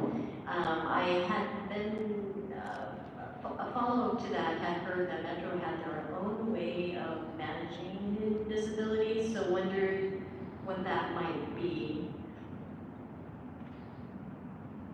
Mainly it's through training for people to recognize certain maybe characteristic aspects of things. Never assume that someone doesn't have a disability. So the whole approach is that. I'm sorry, there might be some sound system issues, but both your comments are muffled, and I wondered if you could speak a little more closer to the mic or slowly, so we could catch your words. Sorry. Thank you so much. And so, with our training that we do at Disabilities Awareness and Sensitivity Training, we cover many different types of disability. The main thing that we train people is to never assume that someone doesn't have a disability based upon their appearance. And like we're ready to assist and offer assistance. You know, even the customer doesn't seem to be that it's always going to offer assistance and be prepared. Some of the things we'll be doing with our volunteers will be forming a force of volunteers with disabilities, and they'll be wearing language they have identified as a person that can be helpful to a person with disabilities who might need assistance. And so we're working on ways to help people to identify that individuals that can help them. And so we saw this in Paris, and it was very much well liked by the Parisians and the attendees at the Olympics. Well, thank you very much for that explanation. Stephen, you have a comment? Hi, Steve Simon again. Thank you again for the presentation. A couple of questions. You talked about the hands-free elevators in that particular station at LAX that you were sort of piloting, and there's an intention to take that system-wide. Is that something that there already is a timeline for? Number one. I got about 3 questions. Yeah, we're discussing the timeline now, so we want to do some piloting, and with the airport metro center or the LAX MTC, we want to take feedback from customers that are utilizing that feature to see, does it work for them to pick up recommendations. And so that'll be part of the process is making sure that we get good live feedback and how that works, and then what can be done to improve it. And so this is our first attempt at hands-free access for elevators. So very interested in how people use it and learning from the people that use this hands-free access, what works best. And so that's what we're really interested in. Once we collect that information, and our intent is to roll out pilot testing at other facilities as well. So it's very preliminary right now, the intent is there. We need funding, but I'm sure we fund something. And so it's going to take a bit of time to get it in place. But I appreciate everyone's patience and use to this. And I was very interested in what the usability is for the customer.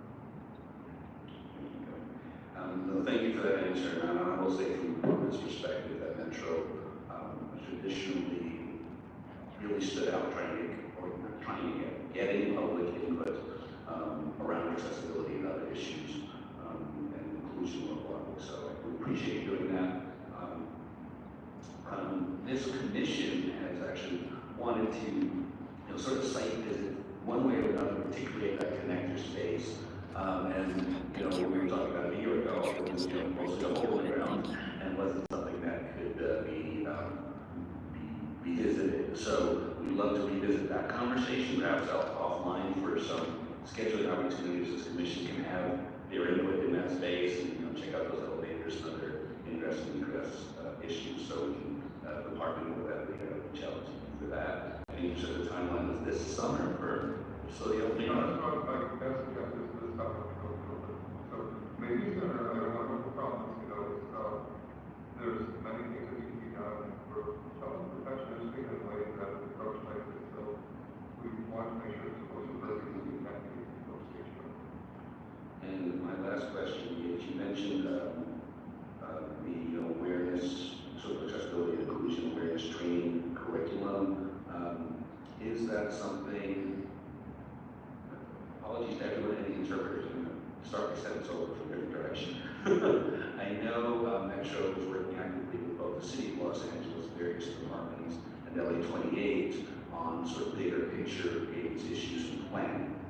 So to that end, is your sort of accessibility and awareness training curriculum something that is being shared with the city and LA 28, and or is there collaboration in that space?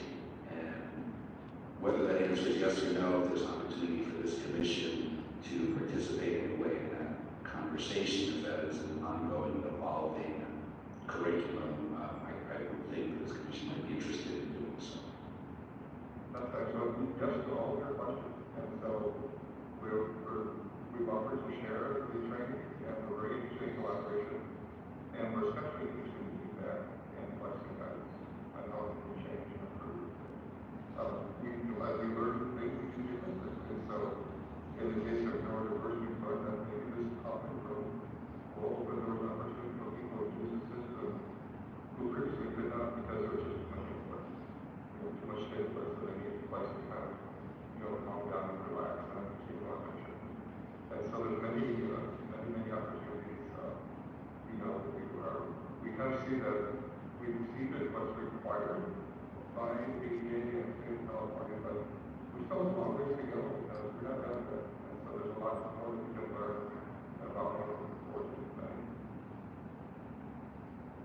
Thank you, Commissioners. Thank you again, Ben. Thank you, Commissioner Hopkins.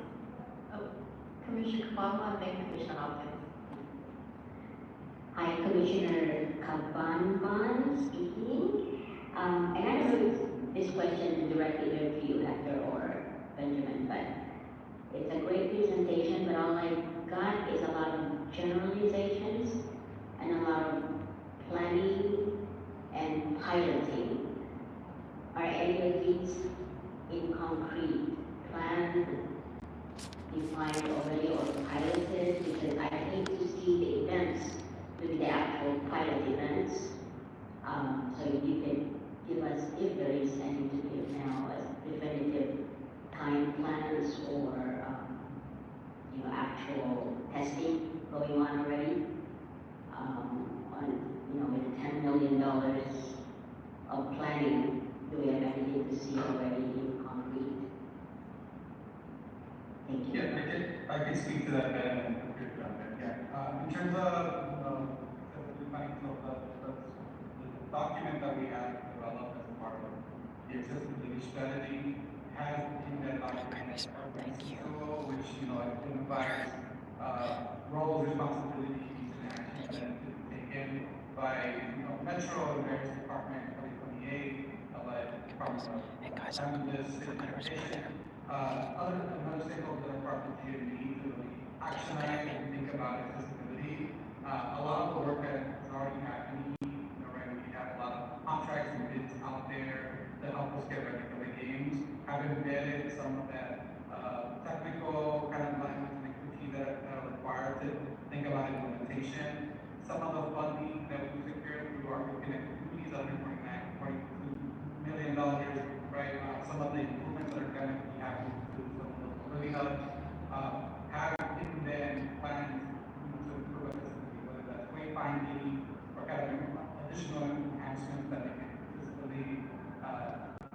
accessible within those settings, funds that are already there. More than happy to share future presentations, some of the specifics that of how we're thinking about accessibility across different streets, if that's of interest.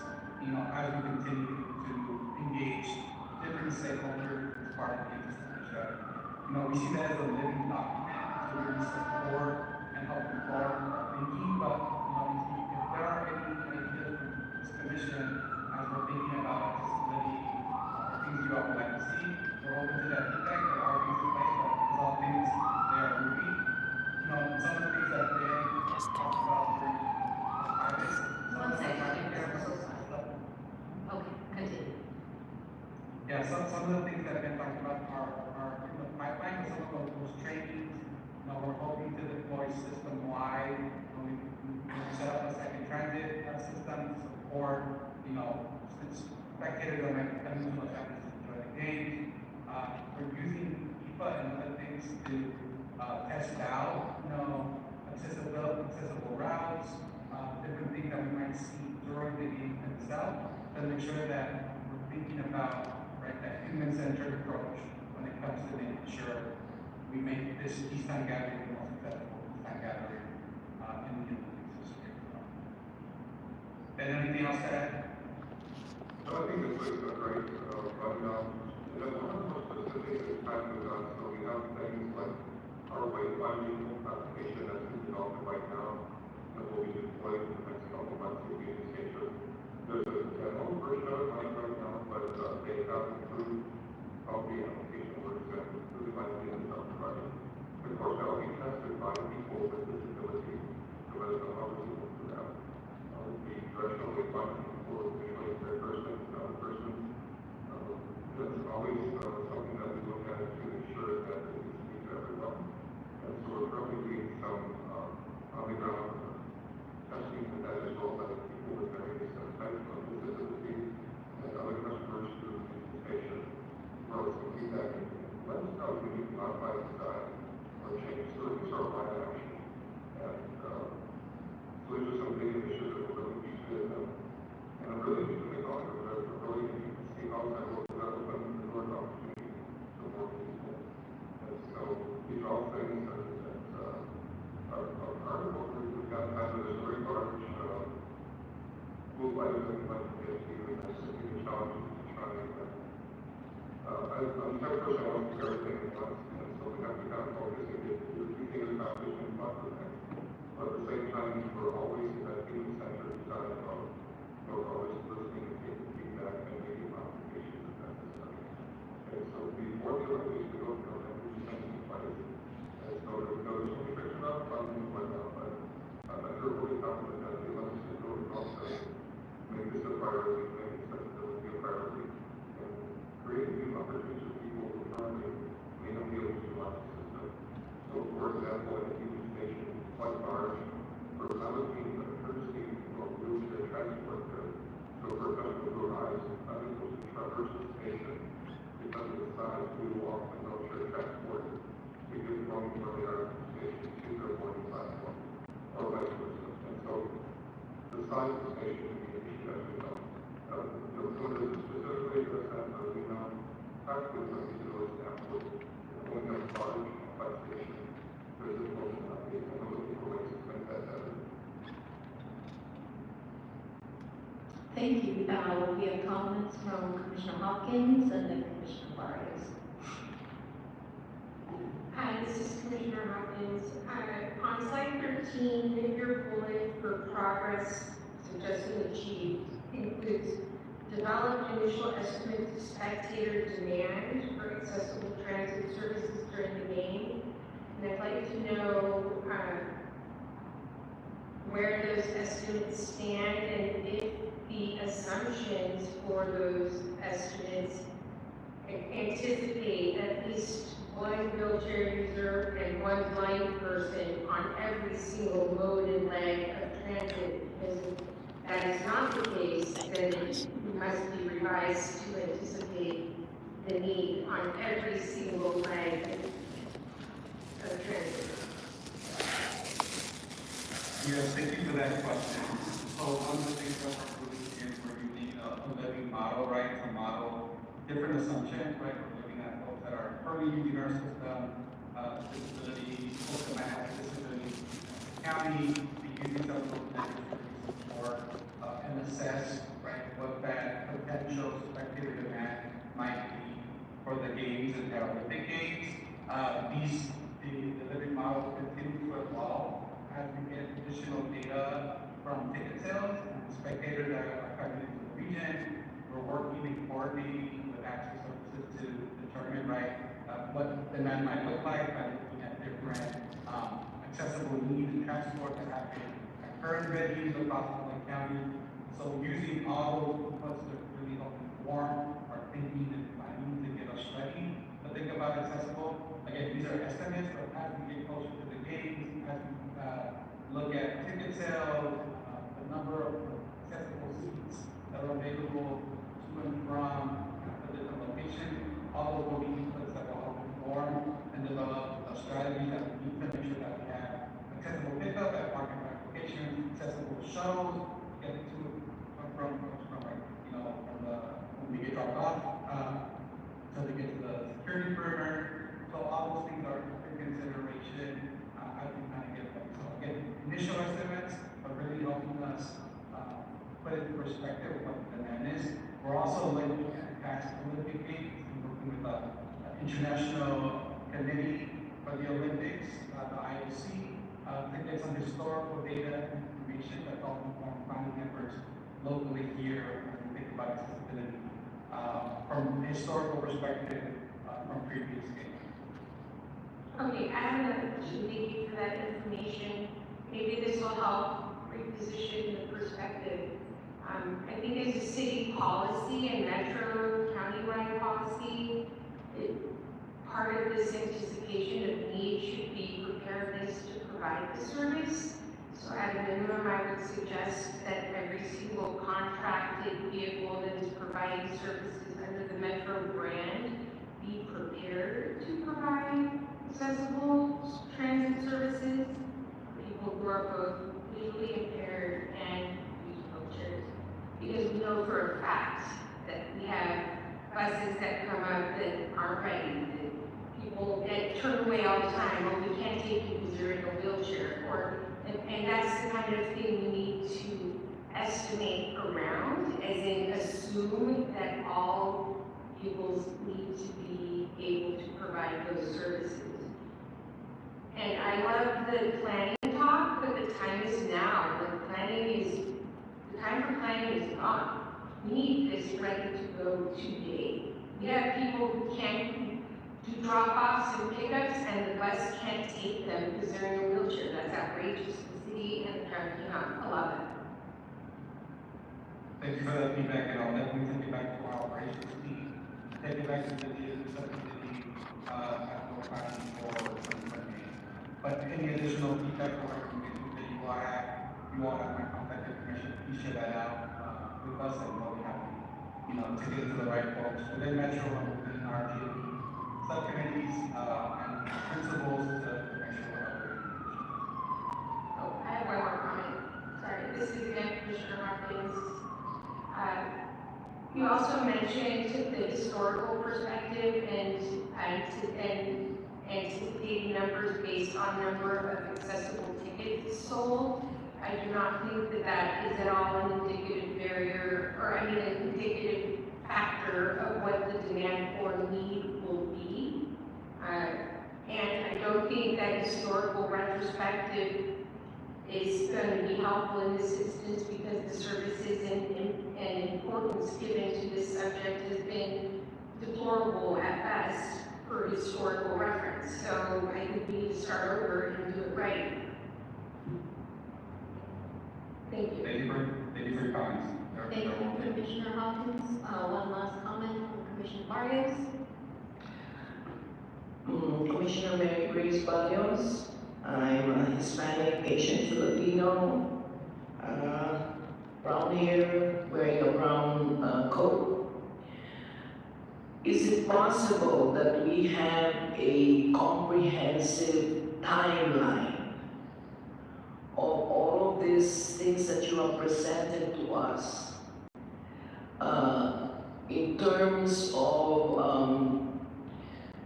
from the beginning where we are now, where these things that you have presented to us, when is it going to be implemented, pilot, a real comprehensive timeline, so that we can really see for ourselves where we are.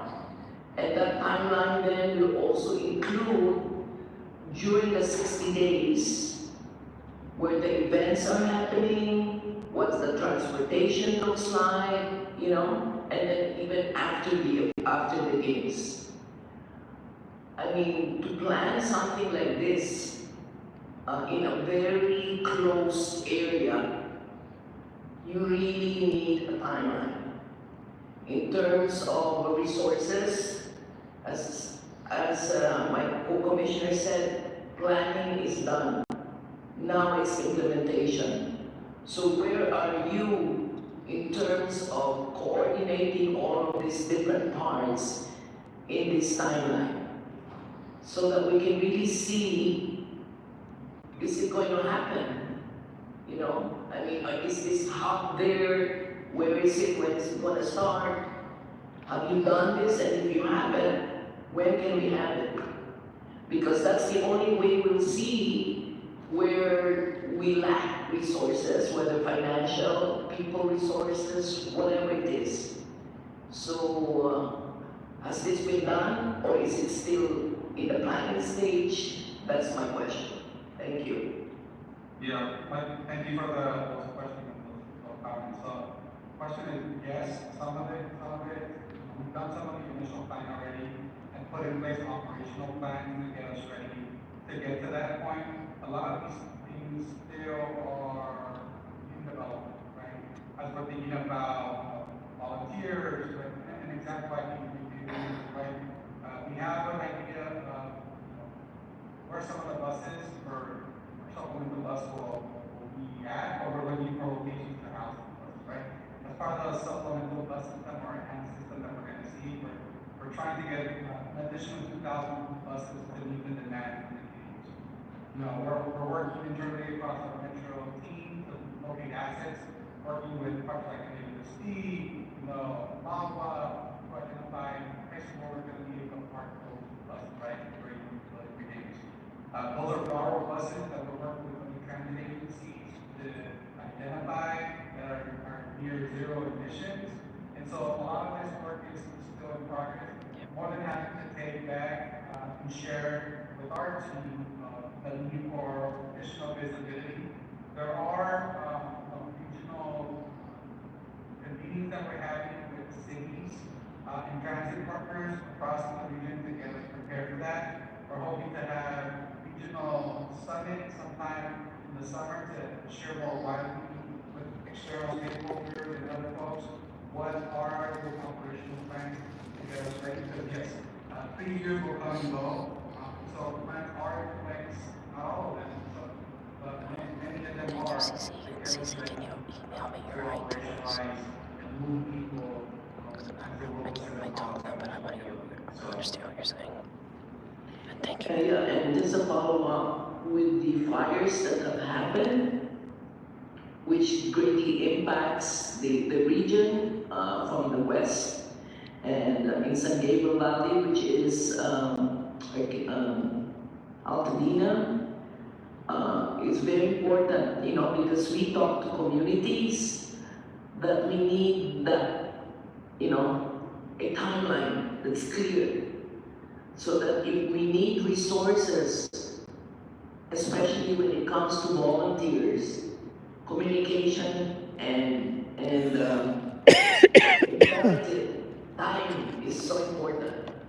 So the faster you're, I know there are many moving parts, but if you can give a clear, how we are as of today, and that's how we should look at it moving forward, will be really appreciated, because especially Paralympics impacts our commission very much. Thank you. Thank Thank you you. for your comments. And I think we have 4 or 5 public comments waiting.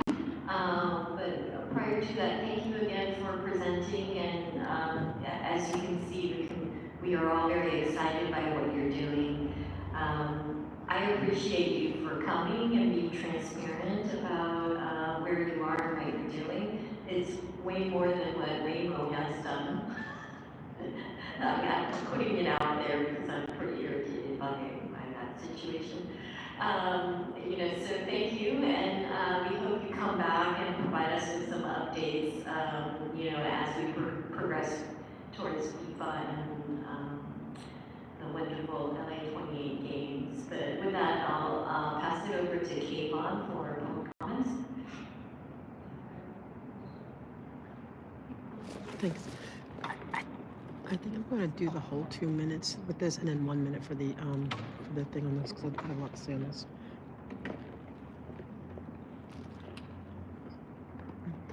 Thank you for the report. I'm very excited to hear what's happening, what's going to hopefully be in our near future with regards to metro and elevators. But it seems like a pipe dream to me as somebody who is on the metro practically every single day, and I'm struggling with. There's always a down elevator, and sometimes there's one like at Hollywood and Highland, which I needed to get off at. I had to stop going there because it was down for months. And then last night, as I was getting off in the station, you go through the things where the little gates open, and it opened and shut immediately. And I couldn't even get it and my chair was already trying to go through, so it hit my joystick console, crushed it, pushed it upwards, which pushed the button that, the joystick part that makes it move into the chair. So it kept my wheels revving and revving. It was terrifying. And they ended up having to call the fire department, but nobody could get the doors to open. And it actually harmed my chair to the point where I couldn't even get into, I come to City Hall all the time. I can always get through, but I couldn't because it's making my chair zigzag because the joystick is off. So it's like I'm hindered as a disabled person trying to get through the city because my chair was damaged by Metro. And the supervisor came, they're going to put in a claim, and I hope to God they fix it or something happens to my insurance, whatever. But the point is, it's hard to dream big and hope that all that's going to happen when, just my day-to-day trying to, and I'm still determined. I came here regardless, even though I could barely get on and off the bus because my chair is trying to zigzag. I'm so determined to speak to this commission because they are so on our side with the ADA community. You sense it. But we need, right here, right now, help with the endless issues. Thank you. Thank you. Next, public comment. Thank you, guys. Thank you. As I said in my previous, I'm a person with a disability. I have to use a wheelchair. I helped the city I was living in at one time getting prepared for our EA games, which is very similar to the Paralympics.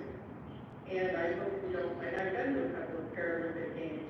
I hope you don't mind me passing on a few lessons learned. One, the Olympics and the Paralympics, since they're so close together, a lot of Paralympians will be there, of course, to see the Olympics. And Paralympians are used to going into cities and places and having to be adaptable in their transportation modes. That's just normal. But a lesson learned is making sure that the path of travel is accessible. Maybe using some of the Willis decision money to do that. That might be an asset to you. Making sure the path of travel, and then of course the enjoyability of being a person with a disability or being a chair user to be able to take off, go to the restaurants, enjoy life, not just going to the venues and being stuck in your hotel or at the venue. So that's part of it. So the path of travel is really important. The second piece to that is there are going to be a lot of people with disabilities coming to watch the Paralympic Games. What an exciting and profound time that's going to be. Call it in 30 seconds. You're going to have double the people.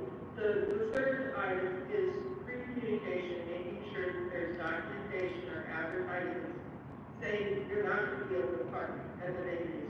Make sure and have public transportation or be able to be dropped off. So utilizing taxis or for-hire services and making sure there's a lot of accessible restrooms. That's, those are the lessons that I learned planning for the VA meetings. Great job. Thank you. Thank you. Speaker, can you begin? Can you hear me? Yes. Okay, so I'm frustrated that it takes the Olympics in order to do a lot of the stuff that you talked about. I get it though, because the Olympics bring money and it takes money to do these things. But why are the elevators always broken? How come my friend gets stranded all the time because of these elevators? How come when she's on low battery on her wheelchair, she has to go to a different station, sometimes uphill, so it takes more battery? And she's already low on battery, hoping that she can make it home. How come, the elevators are causing that to happen? Like, I wish there was more focus on the elevators with us. Like, it's nice that there's a hands-free thing. I do see why that's important to, start to see if that's gonna be a good thing, but focus on the elevators themselves. They're broken all the time, and there's not always someone that can fix them right away. Sometimes it takes hours. So, I don't know, fix the elevators. That's it. Thank you. Great job, Gretchen. Thank you. She was there with me. Next caller, can you begin?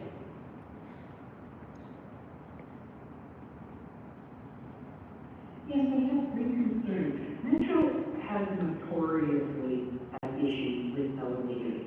I hope that with the new LAX people mover, that there's a concurrent audit of response time to non-operating elevators. I know they're probably state-of-the-art elevators, and perhaps we can pass along and learn practices to other to the Metro Vertical Transportation Department so that they can utilize those learned practices in other elevators.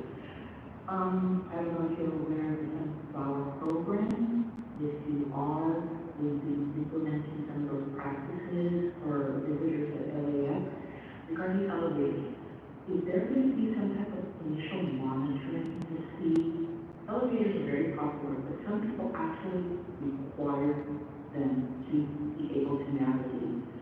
I hope that there's monitoring to see that those able-bodied pedestrians aren't pushing those into the back of the line, taking their place, perhaps an audio or a human monitor to say, please remember, those who are required for needs of elevator is allowed in the front of the line. And lastly, Metro has an AAC, an Accessibility Advisory Committee. Unfortunately, they have not met for some time, and the Metro calendar does not show them having any future meetings. If you have the information, or if you could look into, are they taking a pause? Are they reconfiguring? Caller, you have 30 seconds. This commission, please report back to this commission if they need more members, so that, because that AAC is for input by people with disabilities with Metro services. Thank you for your consideration. That was great. Thank you. Caller, you may begin. Can you hear me? Yes, we can hear you. Thanks. I want to talk about accessibility of being able to get on public transit in anticipation for the Olympics and Paralympics. As you can imagine, buses and trains will be full of people from all over, which is a breeding ground for airborne illnesses. Our trains in San Francisco recently upgraded their airport station to have MERV 14 filters and air replacements every 70 seconds. They're also testing UVC lighting because service team just isn't enough. LA would be wise to do the same on public transit stations and elevators. MERV 8 filters can't capture virus particulate, unfortunately. The EPA indicates a filter rating of MERV 13 or higher will filter out vital particles. This is also important for pollution and smoke as well. And several new recent studies show that particulate matter rise in the summer. Dangerous particles that, when repeatedly exposed, are due to long-term health issues. We need to protect the most vulnerable, including disabled and immunocompromised, while also keeping everyone else healthy as well. So So I hope we can work with Metro to improve air filters and air changes on Metro, which will help keep riders safe. Unrelated and separately, I'm hoping the commission will show their support for local awareness by submitting an application to the city to light up City Hall field on March 15th. City official has to put this lighting in request through special events, and we go a long way in solidarity for anyone who's able to go on well over the games. I'll email the commission on how to do that process as well. Thank you. Thank you. All right, we have no more public comment. Thank you. Moving on to item 5, I wanted to do a time check that it is 3:30. We will continue on. This is a very respectful part. It's my favorite. Metro team. Yes. Thanks. Thank you.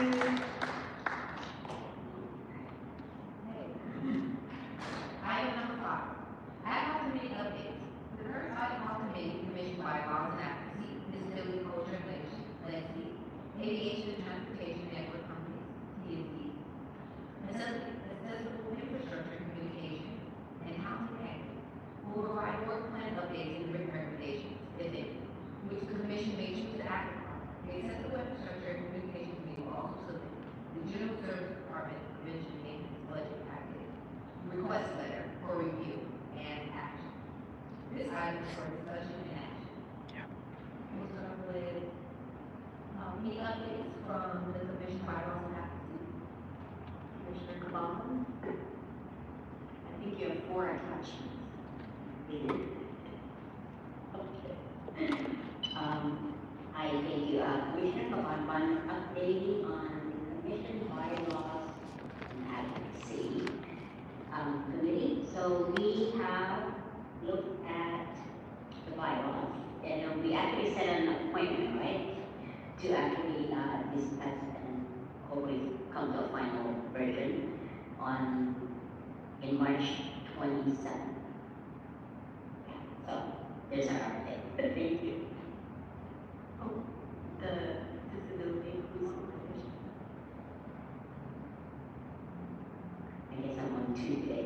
So on the terminology version, we had submitted to the group. Yes. Commissioner Bell and I had looked at 2 resources. One provided by Commissioner Poole, and the other one is an online version that we found that is used with the, which one is it? UN version. So during our subcommittee meeting, we had looked at the UN version as a more comprehensive and more widely probably a source. So we are submitting that in comparison to the version that was also provided by Commissioner. I doubt it though. So now, only the red tab, disability language guidelines, the blue tab, disability language law, and the yellow tab, standard language usage law. Three tabs.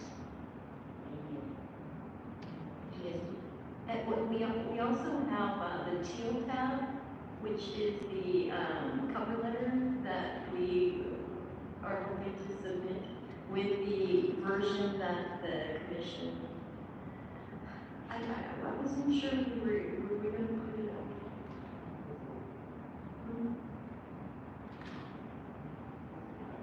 Just a reminder, we would all be in the commission to choose the one they prefer. Today, right? So we have the red tab, the blue tab, and yellow tab. And during this meeting, and Commissioner Kabamba, would you be moving to, Commissioner Kabamba, will you be moving to ask the commission to approve the decision to go with the unit, or how do you want to proceed? I think if the commissioners had taken a look at it, I know that we submitted them, should have enough time to look at it. I don't know if you guys, not the version of the terminology, right? Or is that the one So let me ask the commissioners, have you had a chance to look at those? That's what we're asking, right? I believe there should be guidelines yet. I want to spend more time. Okay. Okay, so oh, sorry, Commissioner Schlesinger, yes. Sorry, so really quickly, it's so minor, so the period we took over on the, like, last year. What major units? It's, I don't know, retail, what tax is that? It's the letter we're talking about, the retail. Oh, I see, okay. After the hours, yeah. They're gonna do the report on our issue. I'm gonna comment that, then I'm done. So I think when Commissioner Baumann and I discussed the language, there were two things that came up. One was that if we created our own list, we probably need to vet it through legal, and that would take time. And during the previous meeting, there were a sense of urgency in getting something out. So we thought that, even as a placeholder, if there are members who want to come up with like a compiled list that would be our finalized version, that would it make sense to reference the pre-existing guidance links to the Commission and Department of Disability websites. So at least there's something out there that we can reference and refer journalists and others to. And that way the urgency component would be kind of addressed as the larger, formal guidance documents that we may want to create and take more time to do. So that was one of the things that was addressed during our meeting. Commissioner Kamala? Part of my recommendation is to go with the UN version. I know that Commissioner Cable gave a presentation to us before that involved with the UN terminology. So I thought that might be a better resource because we have that connection already that you have made a presentation to us in that version. Commissioner Cable? Commissioner Buell. I understand the idea. We talked about the Convention on the Rights of Persons with Disabilities, which is the human rights document that the United Nations created with the support of people with disabilities. One of the things about the document, though, and their language is that they do not keep up on the current changes and evolution of language. So it might be very dated, and it would be good to be reviewed. The document that I sent for review are the most current language. Just a suggestion. And I think that's why we put together the two lists for that. So for the commission to take a look at that and come to a decision as a commission, if we want to adopt one or the other or some kind of combination. What is the decision we should make today? I think we just, if we make a motion to come to a date so that we can, when we make these recommendations, we should come to a date that we finalize something. So, for me, when we get these packets, and I know that we're all very busy, I find myself not having time to go through a lot of stuff, but we are given enough time, or are we being given enough time to actually go over the materials when we receive the packets and be able to read the materials? When we come and look for the minutes, we should have read the minutes already, so we just make that motion, not spending 2, 3, 5 minutes to read the minutes. So, maybe I would like to make a motion that by next commission meeting, we come to a decision of one or the other or a combination thereof. So this is Commissioner Tagawa, the packets are being sent by KPON in advance for commissioner review, and it's the same amount of time that the general public has for review. So that's the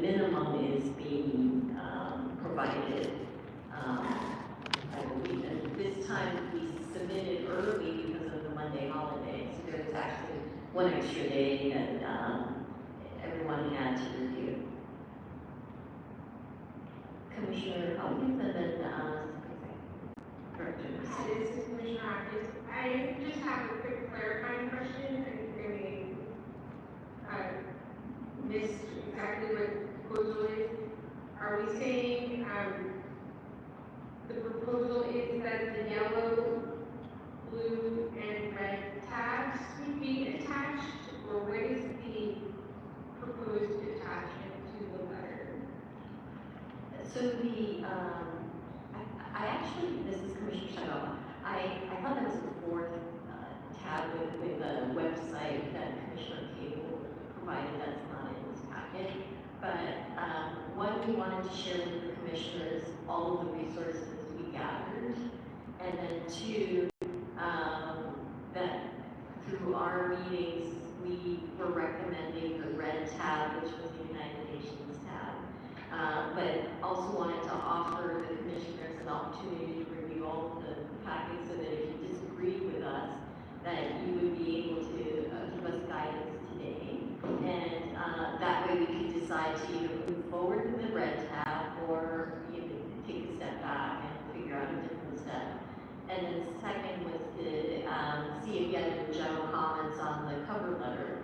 And if you're okay with the general direction of the letter, that there's delegated authority for us to do any last minute edits and then send out if once the attachment was confirmed. And Stephen, comments? Yes, Lisa, I'm speaking, so I can sort of add on to Scott's comment. So there are at least 3 documents to review. One is this cover letter, which is going to the mayor's office by shot about encouraging the mayor's office to encourage special city and the community program language. So definitely take a look at that letter so you can find the tone and content right. So that's something that needs to be improved that should cover. 2, again, there are at least two versions here of disability inclusive language guidelines. You can make that title to like both of them. I actually love the word those things. There are 3. There's the guidelines for the 11 pages and the 2 documents that were provided by the Commissioner Cable. They're on the back. That once you review those, so when Commissioner Cable has conversations, you're updated or not, and then making a decision or recommendation of this body the best way forward is, and we take that action. And then I will suggest actually, like you said, what Commissioner Cable said, we need some process. I suggest we need some process. Sorry, guys. I don't know, every 2 years, I'm just throwing out there something that somebody's going to review and say, yeah, this we could change or issue. And you guys are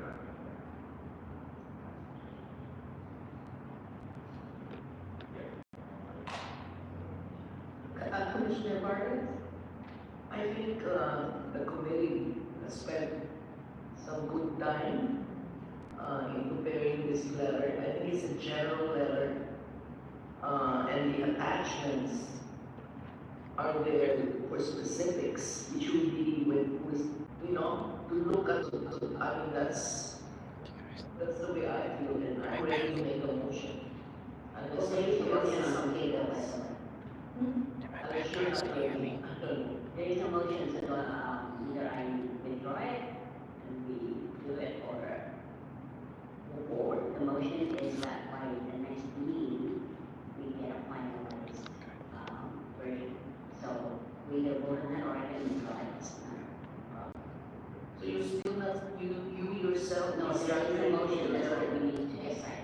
But I'm just saying, you yourself, you should prepare this letter, this draft. Our recommendation was for the UN, and during discussions that came up later, that we present both to the commission, and that's what we are doing today. Commissioner Cable, you have a comment? Yes. I don't understand whether there's 2 disability inclusive language documents.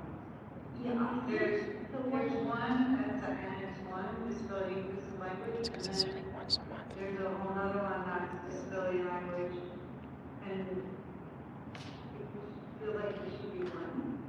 There were the two, I'm sorry, to answer that. There were two that you said that were President asked to go in, so everyone could choose between the three. The disability language document, the standardized language usage, and the language guidelines. Oh, there's a third one? There's a third. Oh. And that's what they were, it's behind the other page. It's the new tab. Yeah, the tabs. Yes, the tabs. So were we asked to choose one of the three? Or not. It's something we have to do before we can move forward. Right. You have to choose one of the three of the disability language documents you want to use before you can move forward to be able to submit the letter as well as the information of the UN. Correct. So the original hope was that we could choose today and move forward, but if the commission needs time, the motion on the table right now by Commissioner Kabamba was to have the commissioners review this time and vote next time. But I do want to caution you that there was a sense of urgency during last month's meeting, so waiting another month, I'm a little bit, if everyone's okay and it's not urgent, I'm good, but I just wanted to throw that out there. Stephen, you wanted to mention something?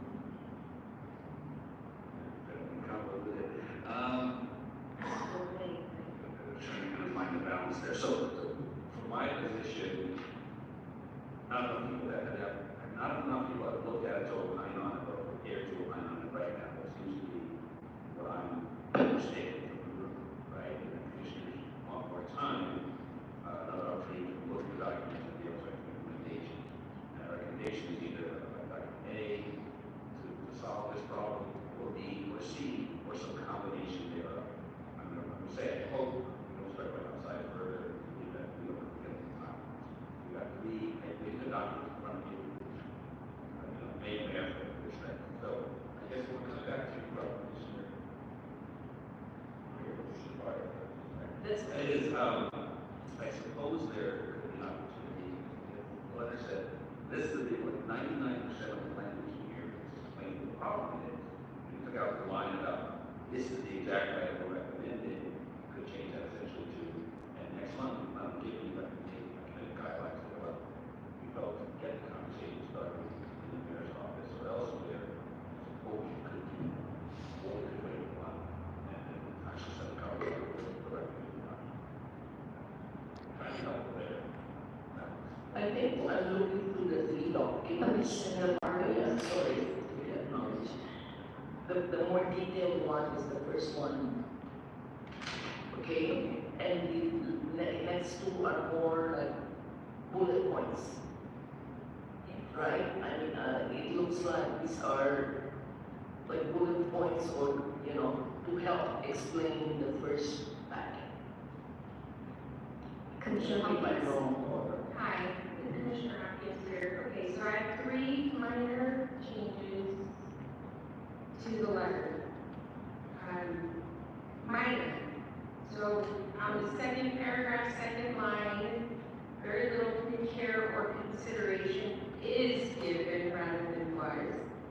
And, right before that, it seems very little care or consideration is given. So insert it seems before very little care or consideration, and it is given because that is an ongoing challenge. And then I would put the third paragraph in bold, and maybe even bold caps, because that's the entire purpose of the letter. And those are three changes to the body of the letter. And then I think on the gray line, we should add standardized phrasing referring to disabilities and persons with disabilities. That way the subject is clear on what we're doing. And then I finally understand what the situation is, and I would say if we want to get this out, we should go with the UN attachment because it's the most professional and comprehensive in explanation. So I'm ready to vote on that if anyone else is.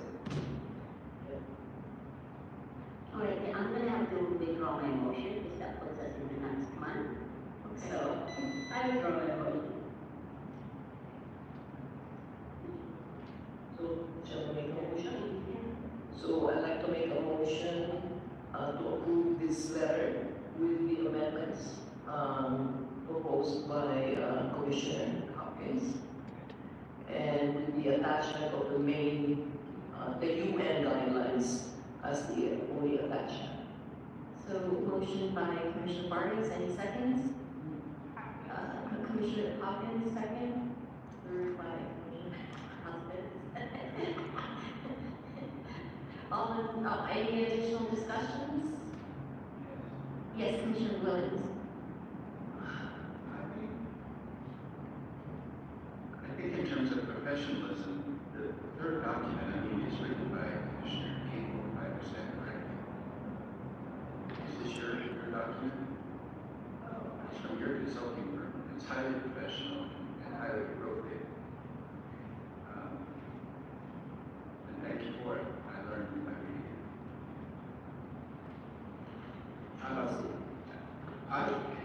To me, I sent the whole thing. The UN lends international credence to it. The local documents are more contemporary because focus on intersectionality. All of this would be ideal. If I were in the mayor's office, I would appreciate receiving the whole packet. That's all. Any other discussions? Commissioner Hopkins? Thank you. If we are going to attach three, which I don't dispute, I think they should be incorporated in bullet points under the bold paragraph saying what is attached. And for point of clarity, my comment was in no way intended to suggest that Commissioner Gables or the other documents are unprofessional. I just meant that this tells the story a little more comprehensively for someone who's just picking it up. So should we make a amendment to the amendment? Commissioner Barrios, please wait to be full. Yes, Commissioner Slushy. I find it a little confusing about some of these different attachments, in much the way that I feel like our commission itself was a little bit discombobulated trying to figure that out. Yes. I guess I would advocate using whichever one you think is clearest. Okay. So the current motion is the letter with the UN attachment. So maybe we start there and see if everybody agrees or not agree, and if we're split, we get a new motion, or is that how we want to proceed? What was, oh, Chris? Okay, if it passes, it just passes. Okay. All right, well, I guess we put it to vote with the UN attachment. Is that, Chris, your suggestion? Okay. Put it to vote. Okay. That's a vote. Okay. I guess all in favor? Yes.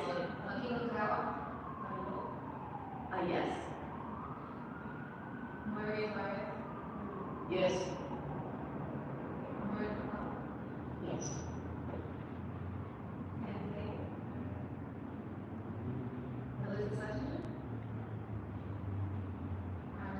Yes.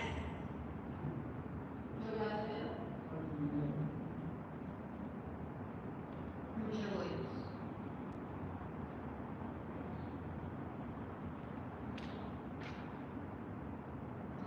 That is yes, right, So moved. Oh, except Commissioner Yes. All right, it took 30 minutes. Good. Yes.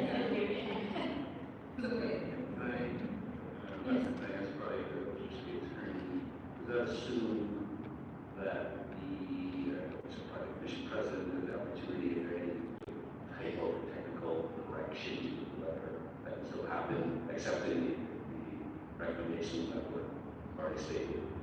That presumed.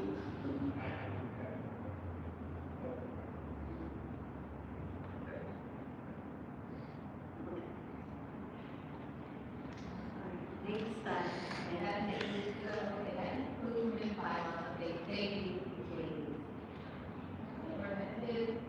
updates from the visibility. Okay, here it is. I think, or maybe not. We have no updates at this time, want to share. New updates from aviation and transportation economies.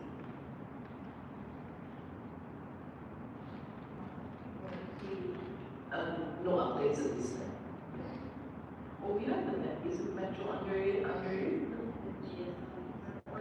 It's transportation, this is Metro, the Metro presentation is not under the transportation committee? I wanted to double check that. Yes, I think so. That's the update. Okay, Commissioner Hopkins, I have a question regarding Metro project. I have not yet had a chance to peruse the Metro annual review, but I'm wondering if they include listings for how many elevators were out of service and what the average turnaround time was. That's what we need to know. I think we should, and regardless, I think we should ask or go through to see what kind of customer service references are included here, because I feel like that is a huge one that's overlooked. And that we need to bring more attention to it. Yes. So the committee could ask. Like, how are they collecting this information? Is there a survey that people fill out or something?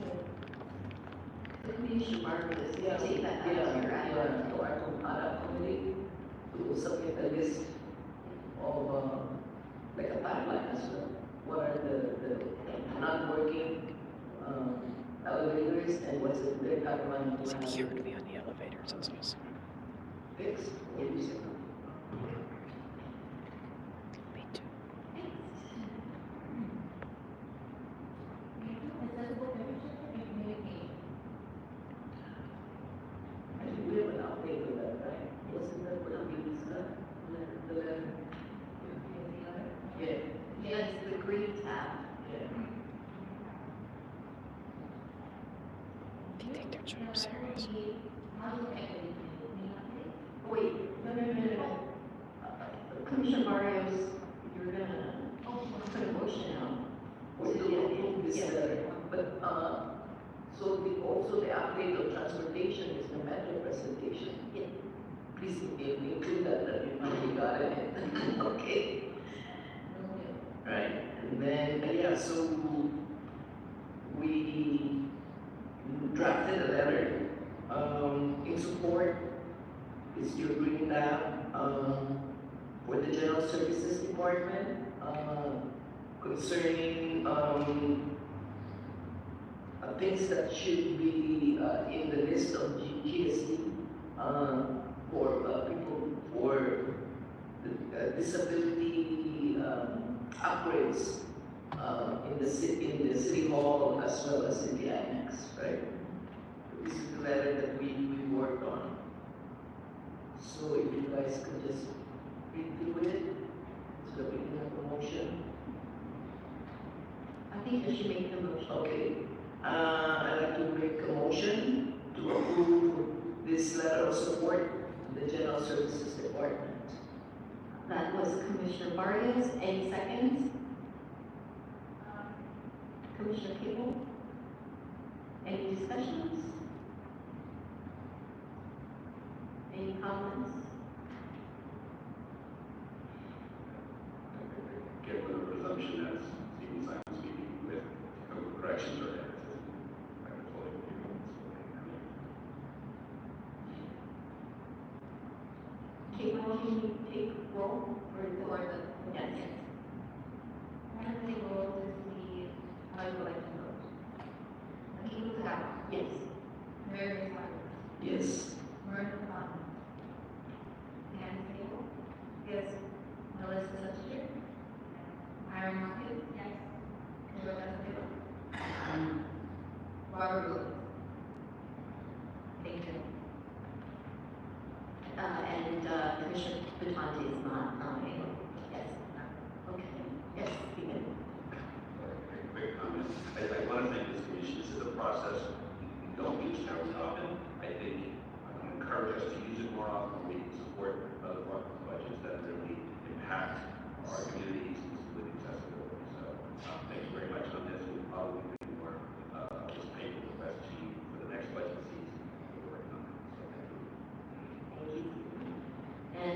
housing and equity, there's no updates.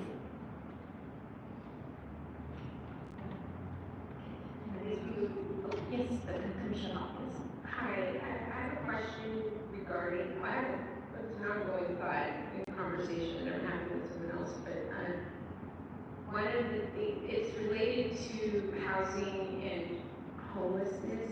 I'd love it if we could get some rough percentages of what the total city budget is compared to how much is being spent on homelessness. Because there's a lot of noise out in the community with some tidbits that were released into the airwaves where a lot of people are, it's disinformation and improper, it's not accurate and there's no accuracy attempted. It's just like, oh, so I'd love to get a sense of whether or not that's like 5%, 10%, 20, 50, 40, 60, whatever it is, right? Like I know it's a lot smaller than the people who are choosing to explain this way are actually aware of. So I think it would be really helpful, I think, if we could get some sort of, general comparison. Thank you. I completely agree. And so we have requests out for presentations by LAHSA and others to provide us with those numbers. They're being scheduled. I don't think it's confirmed just yet, but it's, yes, so that's in the works for a presentation. And that'll probably set the direction of the ad hoc committee because we don't have the data. It's hard to make recommendations. And so I'm very much looking forward to the presentation occurring during this cycle. See you. Oh, Chris? What's the request about the percentage of the money that's being spent or the hard numbers that are being spent by LAHSA? Because I think a lot of people do not realize that LAHSA is a separate entity of its own. So if you're trying to figure out the percentage of the money, percentage of the city budget that is being allocated for services, I think you might want to actually make an inquiry to the CAO's office of the budget issues when they have more accurate information in terms of percentage. Is that different from, this is Commissioner Chanel, is that different from LA Housing? Yeah. That's different from LA Housing? My city administrative office Okay. is probably the source to attack it. This is Commissioner Hopkins, and that's exactly the kind of clarity that I would love to get some talking points on, because, just some facts to direct people to, yes, I didn't even realize that nuance. Stephen? Information briefly. So I added on to Mrs. comment. So yes, my suggestion would be to lots of discussions is a whole different ballgame of information. So city, the CAO and LA Housing Fund, 2001, we have some clean numbers too. Those two are sources on the city budget and the city dollars that are going into it. I would suggest this. Okay, thank you. Yes. Commissioner Miles, isn't Inside Safe? That's part of the request for Yeah, Inside Safe is where the dollars, I don't know how, we need to be educated, how they get their budget and the numbers, because they're really tasked to do that, to address homelessness. And are we able to get any numbers from the controller? He has nothing to do with any of this. It has to be the, what you were saying, CAO. It's fine with me if the controller here. Does he get the numbers too? Does he get the numbers too? They might have the numbers. You don't know?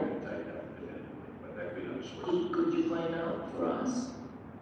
And reach out and find out if he has also. We could continue to do the committee process. It's just it's the same exact answer. He said, I'll say. Okay. All right, time check at 4:04, and we still have 2 items to go. Do we have public comments? No, I just wanted on the one report. Yes, we have regular public comment. We have public comment. Caller, you may begin. I have a comment regarding language. May I speak to that at this time? Yes. Okay.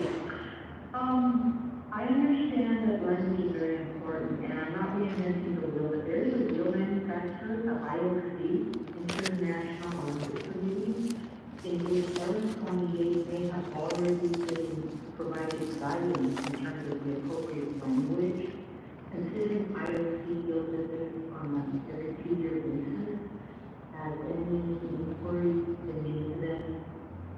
What language they use is LA28 using that language, because considering the amount of power LA28 is wielding, we will be using LA28 in 2028. So to see if our language corresponds with theirs, it would start off on a good point rather than having all this different language. So I learned it this way, read this, thank you for your consideration. Thank you.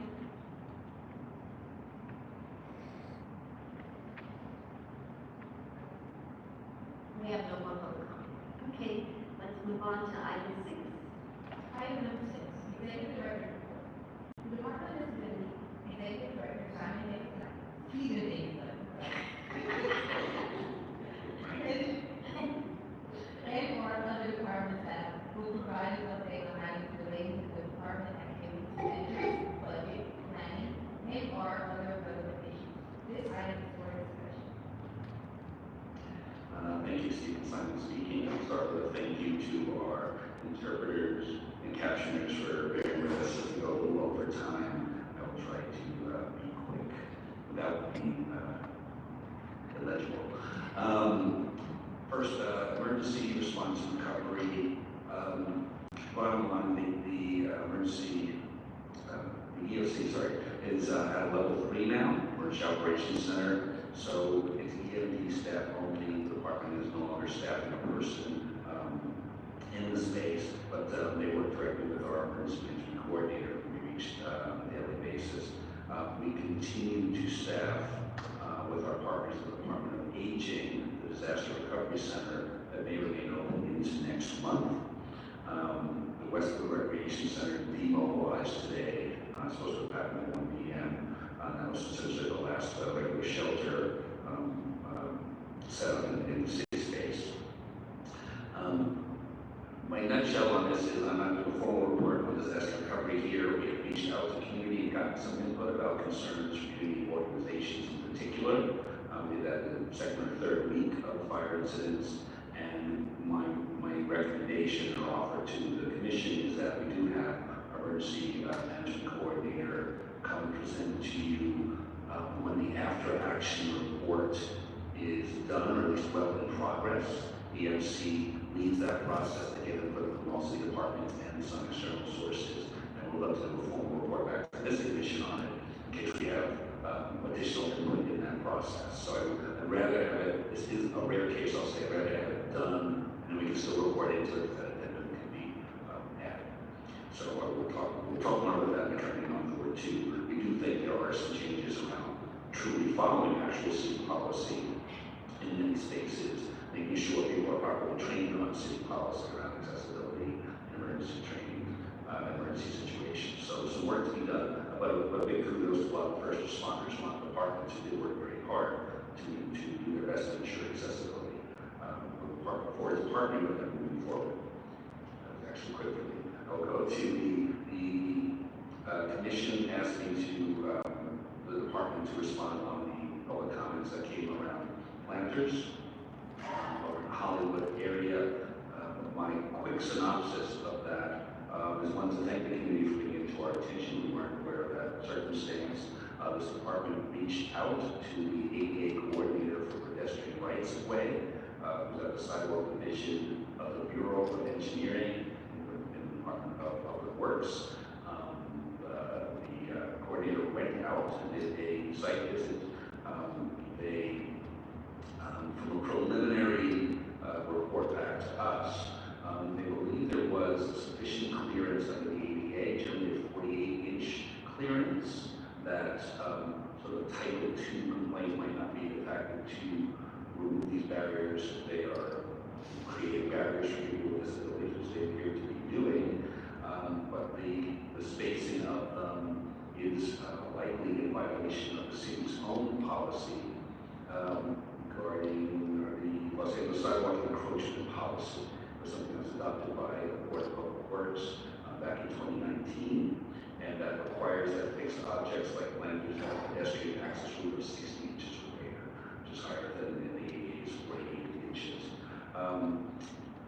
The public commenters pointed out that they have not been getting sufficient responses and responses at all from city departments. We are glad to say there actually was some work being done in this space prior to this commission, and that the Bureau of Street Services Enforcement Division has been citing the entity, I don't know what term you're using there. They've cited them multiple times. They don't have the exact number in front of me. They've gotten no compliance response from them. They're looking at a March or April, and only for the timeline, but a March or April date for an administrative citation hearing. The city is moving forward to try and address this issue because it appears to be a violation of city policy. The case of the matter has also been referred to the city attorney's office for adjudication. So there's something moving forward. I will try to keep us updated in that space. Two more quick points. One is, even if someone has the 48-inch access along the sidewalk, there is no place. It doesn't appear to be. I've driven by this. I haven't done sort of personal inspection, but what I can tell and understand this report, while there isn't, that there may be space for someone, for example, utilizing a wheelchair to get by in 48 inches. There are no clear opportunities for an accessible vehicle, for example, to drop somebody off, pick somebody up, or for someone to really set access between the street and the sidewalk itself. So a lot of concerns about that. And we continue to get information from Public Works as that evolves. So again, thank the public for bringing it to our attention. We do hope there's going to be some action in that space. Okay, I'm moving. Briefly, I want to point out that our AGM, our CEA compliance officer, are serving on the park needs assessment technical advisory committee. This is an opportunity to help inform recreation parks about accessibility to better meet the needs of all Angelinos with a sort of long-term vision in place. So really look at policies, procedures, and plans for how rec and parks can ensure making sure spaces are accessible. More to follow on that. That's all I'll say for today. We're glad to be a part of that. Oh, actually, commissioners should receive actually an email on that. We can possibly ask Esteban to resend as needed. But you are invited to participate in those discussions or public hearings on the matter, and you are very well invited.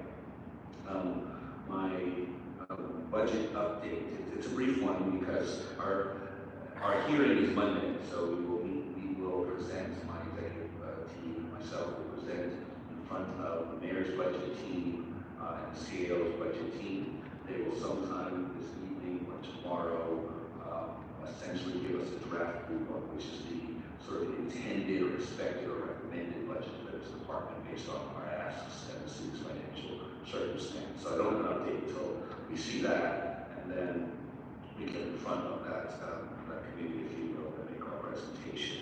A couple of quick highlights there. I will point out we do have two requests that are games specific that are really part of our budget. So that's essentially new funding that one expands in the regular services we provide, including our contracts for example, accessible communications, expanding that on the scale that we need for the games, as well as some business-based programs. So we'll talk about those in more details, give an idea if they're recommended for funding or not. I do want to also stress there is a recommendation from another department, Bureau of Engineering, to really have a point person, full-time staffer in the mayor's office. Get my title, mayor's office. major events that was more recently created for the games. Former council president Corrigan is the head of that office, and we do want full-time, minimally one person full-time, and we're supporting the recommendation by Bureau of Engineering. And okay, and last note, we almost, Commissioner Barrios, have really the clean and detailed list of DoD events for y'all that include events. Really looking forward well into the rest of this fiscal year and beginning of next, including events we are planning on participating in and events we're planning on not participating in due to staffing or funding for that. It is not quite ready for prime time, but I will highlight one just to give key things coming up. Again, Buildings Expo, we're hoping any and all of you can join us. I know a couple people are signed up to be participating on the booth. It is the 7th through 9th of March, 10:30 a.m. to 5, Friday, I think, so check that time. We're also supporting the youth weekend for Angel City Sports on the 29th. April 12th, we are participating in the city STEM and LA Maker Fair with the host of the Public Library at Exposition Park. And the NAMI Walks Greater LA Fest on May 10th. So we will get you a multi-month list. It's almost there. We'll definitely have it for next meeting, and we look forward to better participation in as many of those events as possible. Thank you. That concludes the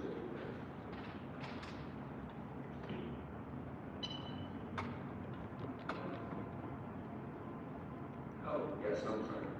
And there is a suggestion from the department that this commission the suggestion is this commission move forward as a public hearing in the next month or two for your public hearing review and get permission to pick a topic for public hearing. There's been a lot of discussion because of the fires and subsequent floods about being able to have a registry of people with disabilities regarding emergency response and activation. I will tell you from my office historically, there are people in the community who love that, want to see it happen, and people in the community that don't, for legitimate reasons on both sides. I would say the County of Los Angeles looks like they're moving forward very quickly in the direction of having such a program. And I just suggest that this commission has the opportunity to be a pivotal voice in that conversation, wherever it may end up. And so I do actually suggest for your next meeting, committing most of the time in that meeting to a public hearing, which will probably be a lot of just public comment that gets recorded. That is important and official, if you will, that advises the city on how to move forward in that conversation internally and or with the county. So the department will certainly assist on reaching out to community and getting people in the room and online on that to have that conversation and give us good input and sort of synopsis of those comments.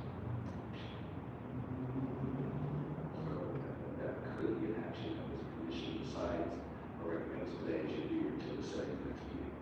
And that concludes the report. Thank you.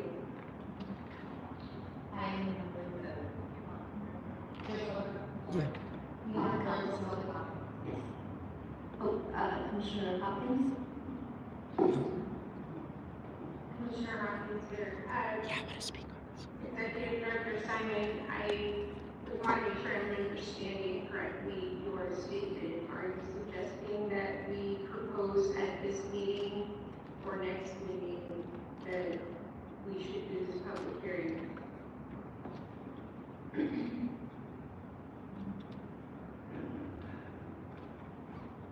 The suggestion is that within the next 2 meetings, but preferably from city staffing perspective, that is 2 meetings away.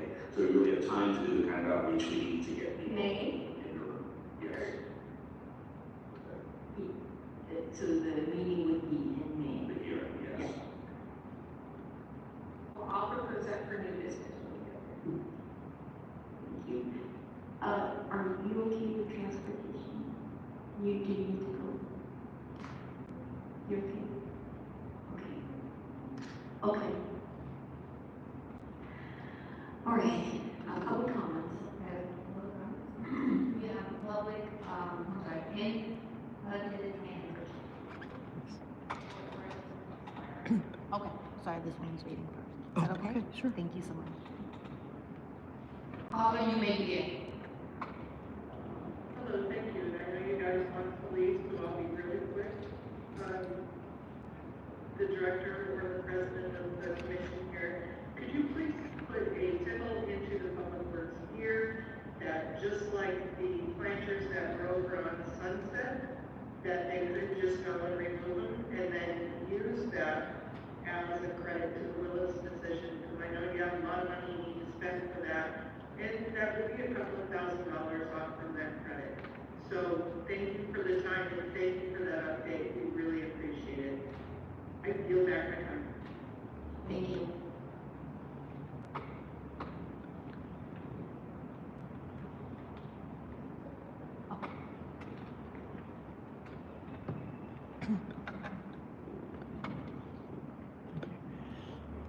I am very grateful for that update and I appreciate it very much.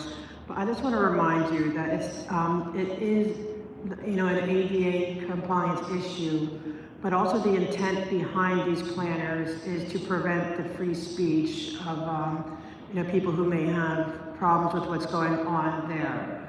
And so it's a deliberate attempt to prevent First Amendment free speech of protest, redress of the public, and especially from the survivors that have left there and who want to be heard.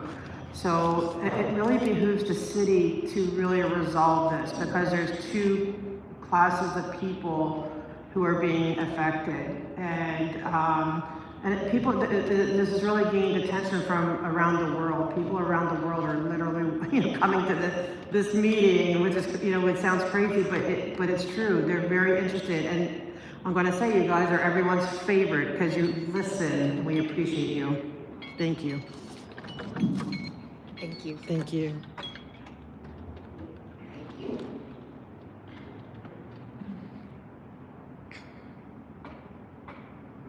Okay, guys. Oh, he's here. The bathroom, the ladies' room. Okay. Are you coming back here? No, let's go. I'm done. Okay, guys. He surprised me. Bike guy got done he had a doctor's appointment, but thanks. Thank you. All right, so guys, thank you for being here, and thank you guys. Hopefully, these guys, listen, I really like this group. They really, see my chair's going zigzags. They really messed up my chair yesterday. I had to fucking make sure. Wait, can you turn it down? Because they won't, so I can hear. I'm about to sign off, but so guys, I wanted to answer because I couldn't. They look at you when you talk. Towards the end, I think they kind of were forgetting about me, but whenever I try to talk, they get out. They looking at me. Oh, thank you, Holly. But they definitely heard. They definitely listened. They're definitely being proactive. Oh, thank you. I'd rather be in Maui too, though. Just saying. And so, oh no, you're fine. What the heck? He's like, he hates that. He doesn't, I'm going to run him down. Oh, well. But they are listening. They are doing something. The city's doing something. But, it's like everyone's they've never had this confronted with this. So it's good that all this is being pushed on the city. It's forcing the city to do something. Oh, thank you, Kathy. So it's grinding is slower than we would like, but it's grinding. And that's the main thing. Yeah, God's radio was so long. Hey, Gina. I was like, it was so long. But you know what? They only meet once a month. We're so spoiled. We know that these other ones meet, several times a week. So, but I do love, even if I was ready, I almost drifted off, but I love that they're diligent about their work. Oh, Hodges. It's been I'm tired, but I'm good. It's I'm going to go home and hopefully edit some stuff and, and just get a lot of work done. I have something else coming out, which I'll put on my, huh? But, so I'm going to go and maybe grab some, just get out of here. And it's weird being here on a Thursday. I'm going to go check out the farmer's market. But I want to thank you guys for being here. Yeah, there's definite wins today. They said that they sent, I mean, they sent their own person out there, like, the head of the disability, they sent, and she didn't come back with the full report. She was just measuring basically the sidewalk, but she wasn't really measuring, but it's okay. He took my point and he made that point really clear that, well, there's still the ingress egress issue. So he is so on it. He told me personally, because I spoke to him at the beginning, that, oh, thank you, Holly. Okay, yeah, go ahead. But he said that he was so upset. Like when we came, like that, like he was like, "Oh no, they didn't." Like he was very upset, and so he is taking it very seriously. And he's like the head of the, I don't know if he's the head of the Department of Disability or something, but he's and the commissioner on it. But he is so on it, and so I feel that. But he's just like saying, he goes, the city needs to figure it out. They need to keep. So I think that constant pressure, not letting them get off the hook. Yep, that's right, Gina. Exactly. And so, and I think I'm glad I got that point in, because it's like, wait a minute, I got to let them know it's beyond disability. It's also, they're trying to get off. I've told everyone to have yes, I have a project, guys. Maybe, okay, since there's 29 here, I'll announce it now, but I'm going to put it on my community page. But since, yeah, he was talking about, and he said that he agreed, because he went down there and he goes, because when I said no of the ingress and egress, he goes, you're absolutely right. He goes, I saw it myself. He goes, and he said they're big, they're ugly, he goes, especially on Fountain.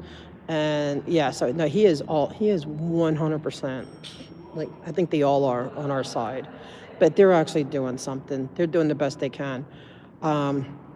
Okay, so I have this project. Now, Fat Grammy's here to back me up, and so is Kirby's mom, because I can't discuss it. Because, remember I told you guys that there's things I have to do, that we have to do behind the scenes, because you just have to do it like that. And there's one such thing that we have to do behind the scenes.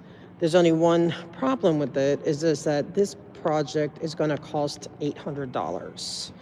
And that's a lot of money. I wish I had $800 to plunk down. And thank you, we need all the extra prayers. So I am going to put out a call, like, that if any, and Fat Grammy and Kirby will contest, right, that you'll attest, we need 800. That this is it's good. This is like something we need to do, or should do. And I honestly believe it's a worthy investment. But I can't, but I will, once I can discuss it, then, because it won't matter whose ears are listening, then I will. It'll be very transparent. I will bring all receipts, and I have Fat Grammy and Kirby as my accountability people. So you can ask them whether or not they, because they're going to tell you yes. And so maybe I could ask him too. I'll ask anyone, because it's just, I believe that it's going to be something that is really worth the effort and the money and the investment. And like I said, it's not going to be a secret for long, but you just can't always put your tip your hand, and let people know, let certain people know everything you're doing. So now they're going to know, oh, Gina, oh, that's so sweet.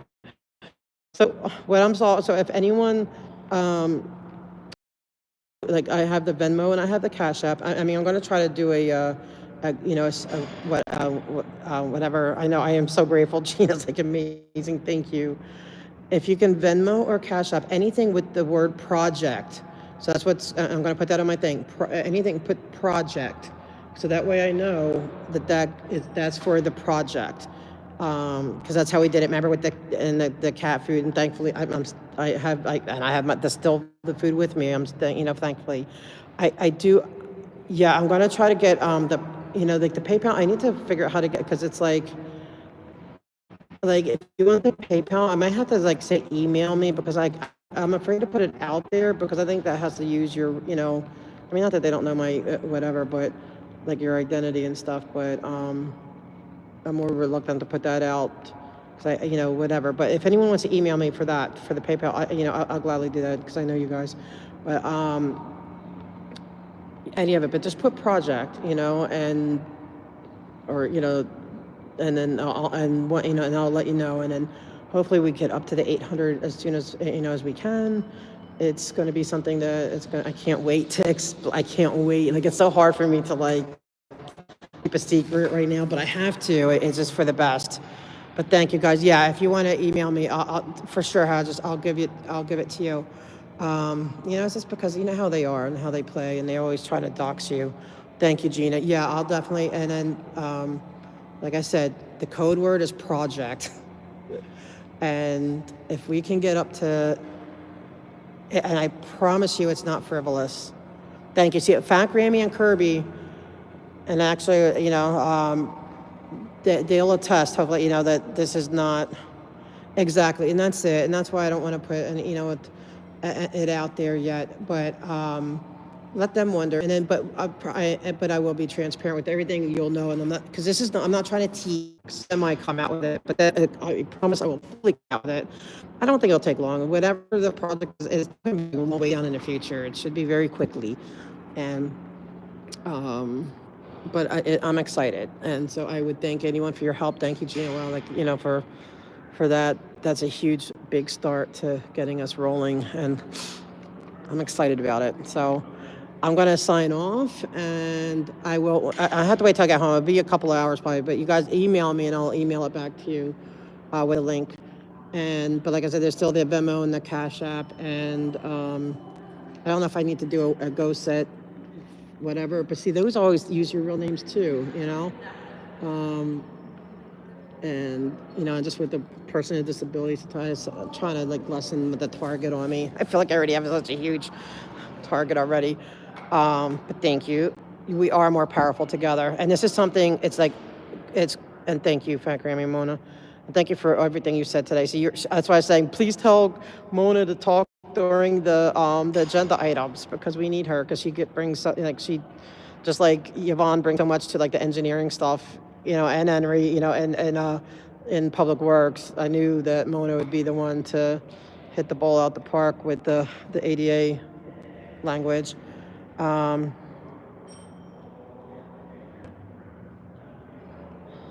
Yeah, and I had to go home and just get caught up on everything. I got little little blurbs here and there, and I am going to catch up on everything. And I'm going to work, so I'm going home to work. Aw. Oh, thank you. I know. I mean, it's a concern. It's like, so, and there's not a lot of people here. So, Bike Guy came and met me here, because it's kind of empty here, today.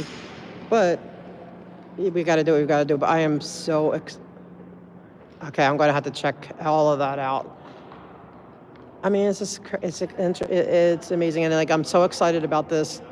I'm like so excited, and yep, they're going to see it. Oh, yay, Ganja. I put the call out. Please, everyone, follow Ganja so she can go. Well, she could go live now, because she was like so close. And so I'm like, So guys, like, follow her too. Just let's get her all the way up to, yes, we're going to talk more about it. I promise. Everything will be laid out. But if anyone's like worried about it, Mona and Kirby's mom, they have they know it, they know what it is, and it's good. Oh, absolutely, Ganja. You deserve it. I'm glad you want to go. I'm glad you want to do lives. I'm really excited. So, but I'm excited. But I'm going to get off, and so I can hopefully go to the ladies' room and and hope the elevators aren't broken at the subway. And and thank you so much. I want to say thank you to can you ask? Sure. I will put the word out. And